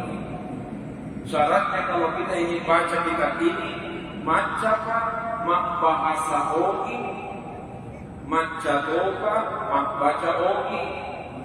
Meski pandai bahasa Bugis dan pandai baca Bugis, nasabah engka Ogi, maca mak bahasa Ogi, dek nesni mak baca Ogi. Nulle mak kede Ogi na bebe bolonna buruku, na baca mak keda bebe bolonna buruku. Pada Ogi na tulisannya sama, tetapi hanya pandai membaca bahasa Ogi, tapi dia nesni mak baca Ogi. Karenanya alhamdulillah kitab ini dan ini kita ajarkan di pondok pesantren Jadi Imam Kosong. Hadirin yang dimuliakan Allah, kita lanjutkan pengajian kita pada malam ini kaitannya dengan surah Al-Mulk ayat 2. Allah menciptakan mati dan hidup. Pertanyaan, apa tujuannya? Lanjutan ayatnya mengatakan, liyabluwakum ayyukum ahsanu amala. Karena Allah ingin menguji kalian siapa yang terbaik amalnya. Saya ulangi, Allah mengatakan liyabluwakum ayyukum ahsanu amala. Allah ingin menguji kalian siapa yang terbaik amalnya. Berdasarkan ayat tersebut, ulama memberi sekian banyak penjelasan. Di antaranya yang pertama, Allah Subhanahu wa Ta'ala menyuruh kita semangat beribadah. Saya ulangi, Allah menyuruh kita semangat beribadah. Tetapi yang paling penting bukan sekedar semangat beribadah, tetapi yang paling penting adalah cerdas beribadah. Apa maknanya? Semangat beribadah akan mendorong kita memperbanyak ibadah. Tapi memperbanyak ibadah belum tentu cerdas beribadah. Pertanyaan, apa bedanya semangat beribadah dengan cerdas beribadah? Cerdas beribadah bisa jadi amalnya sedikit, bisa jadi ibadahnya kecil, tapi karena dia cerdas beribadah, sehingga ibadah yang kecil dan sedikit itu bernilai tinggi di sisi Allah Subhanahu wa Ta'ala. Pertanyaan, yang mana contohnya? Satu, salat maghrib, mohon maaf, contohnya pelaksanaan ibadah mesti disesuaikan dengan waktunya. Saya ulangi, orang yang cerdas dalam beribadah berusaha melaksanakan ibadah sesuai dengan waktunya. Saya kasih contoh, baca Quran itu mulia. Baca Quran itu mulia. Mendengarkan ceramah dan pengajian itu juga mulia. Tetapi semulia-mulianya baca Quran, ketika ada ceramah, waktu itu ibadah yang paling mulia bukan baca Quran, tapi ibadah yang paling mulia adalah istima'ul khutbah, memperhatikan ceramah. Pak, biasa tutup bulan Ramadan, kalau bulan suci Ramadan ada ceramah tarawih, ustaznya sudah keringatan ceramah di atas mimbar, tapi terkadang ada jamaah malah sibuk baca Quran. Saya tidak mengatakan baca Quran itu salah, pastinya baca Quran itu mulia. Tetapi kemuliaan baca Quran bisa jadi akan berkurang nilainya disebabkan karena bukan waktunya. Sebagai contoh, surah Yasin itu mulia, tapi semulia-mulianya surah Yasin bukan surah Yasin yang paling mulia dibaca setelah kita melaksanakan sholat. Selesai memberi salam, assalamualaikum warahmatullah, assalamualaikum warahmatullah. Memang mulia surah Yasin, tapi waktu itu bukan surah Yasin yang paling mulia, tapi yang paling mulia subhanallah, alhamdulillah, Allahu akbar. Mengapa demikian? Waktu itu adalah waktunya berzikir setelah salat, bukan waktunya surah Yasin. Maka ini yang dimaksud, yang dibutuhkan bukan sekedar semangat, tetapi yang dibutuhkan adalah kecerdasan dalam beribadah. Karenanya ini yang perlu menjadi tanda tanya besar, bahwa apakah kita sudah menjadi orang yang semangat beribadah, dan apakah semangat ibadah itu ditopang dengan kecerdasan beribadah.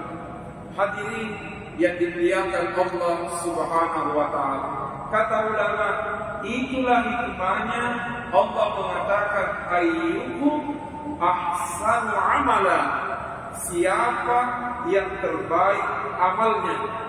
Allah tidak mengatakan ayyukum aktsaru amala, siapa yang terbanyak amalnya. Saya ulangi, Allah mengatakan liyabluwakum ayyukum ahsanu amala. Allah ingin menguji siapa yang terbaik amalnya. Allah tidak mengatakan liyabluwakum ayyukum aktsaru amala, siapa yang terbanyak amalnya. Sebab andai kata Allah mengatakan siapa yang terbanyak amalnya, macam galaran di pangkamalan, modalnya semangat. Tapi Allah tidak mengatakan siapa yang terbanyak amalnya, tetapi ahsanu amala, siapa yang terbaik amalnya. Bisa jadi ada orang amalnya kecil, tapi ternyata dia lakukan di waktu yang mulia, di tempat yang mulia, di kondisi yang mulia, menyebabkan amal yang kecil itu bernilai tinggi di sisi Allah Subhanahu wa Ta'ala. Dan di sinilah dibutuhkan kecerdasan dalam beramal. Pelajaran yang kedua yang bisa diambil dari ayat tersebut, ketika Allah mengatakan liyabluwakum ayyukum ahsanu amala, siapa pertanyaan yang mana yang dimaksud amal terbaik, yang mana yang dimaksud amal terbaik. Ternyata beragam penafsiran ulama dalam menafsirkan ayat tersebut. Paling berhati-hati dan menjauhkan diri dari kemaksiatan, wa asra'u fi ta'atillah, dan paling cepat melakukan ketaatan. Jadi orang yang terbaik amalnya adalah orang yang paling menjauhi kemaksiatan dan paling cepat melakukan ketaatan. Bahasa original, kami namanini boleh diatunangannya, nanti kami namagati religioni. Saya ulangi, kami namanini boleh diatunangannya, nanti kami namagati religioni. Dia berusaha untuk menjauhi kemaksiatan sekaligus cepat melakukan kebaikan. Berarti dengan demikian, yang dimaksud dengan ahsanu amala adalah dilihat dari pengaruhnya amal yang kita lakukan. Pengaruhnya amal yang kita lakukan. Sebagai contoh, engkau masuk pajak. Ketika salat kita termasuk ahsanu amala, salat yang terbaik, maka salat itu akan membentengi kita dari kemaksiatan, sekaligus salat itu akan mendorong kita cepat melakukan kebaikan. Saya ulangi, nainya koma kesini sempajan, ia sempajannya napancari bila pun tahu manini boleh diatunangan ini, nanya napancari bila pun tahu memperi-peri ulo ini cini. Salat itu akan mendorong dia menjauhi kemaksiatan, sekaligus mendorong dia untuk bersegera melakukan kebaikan.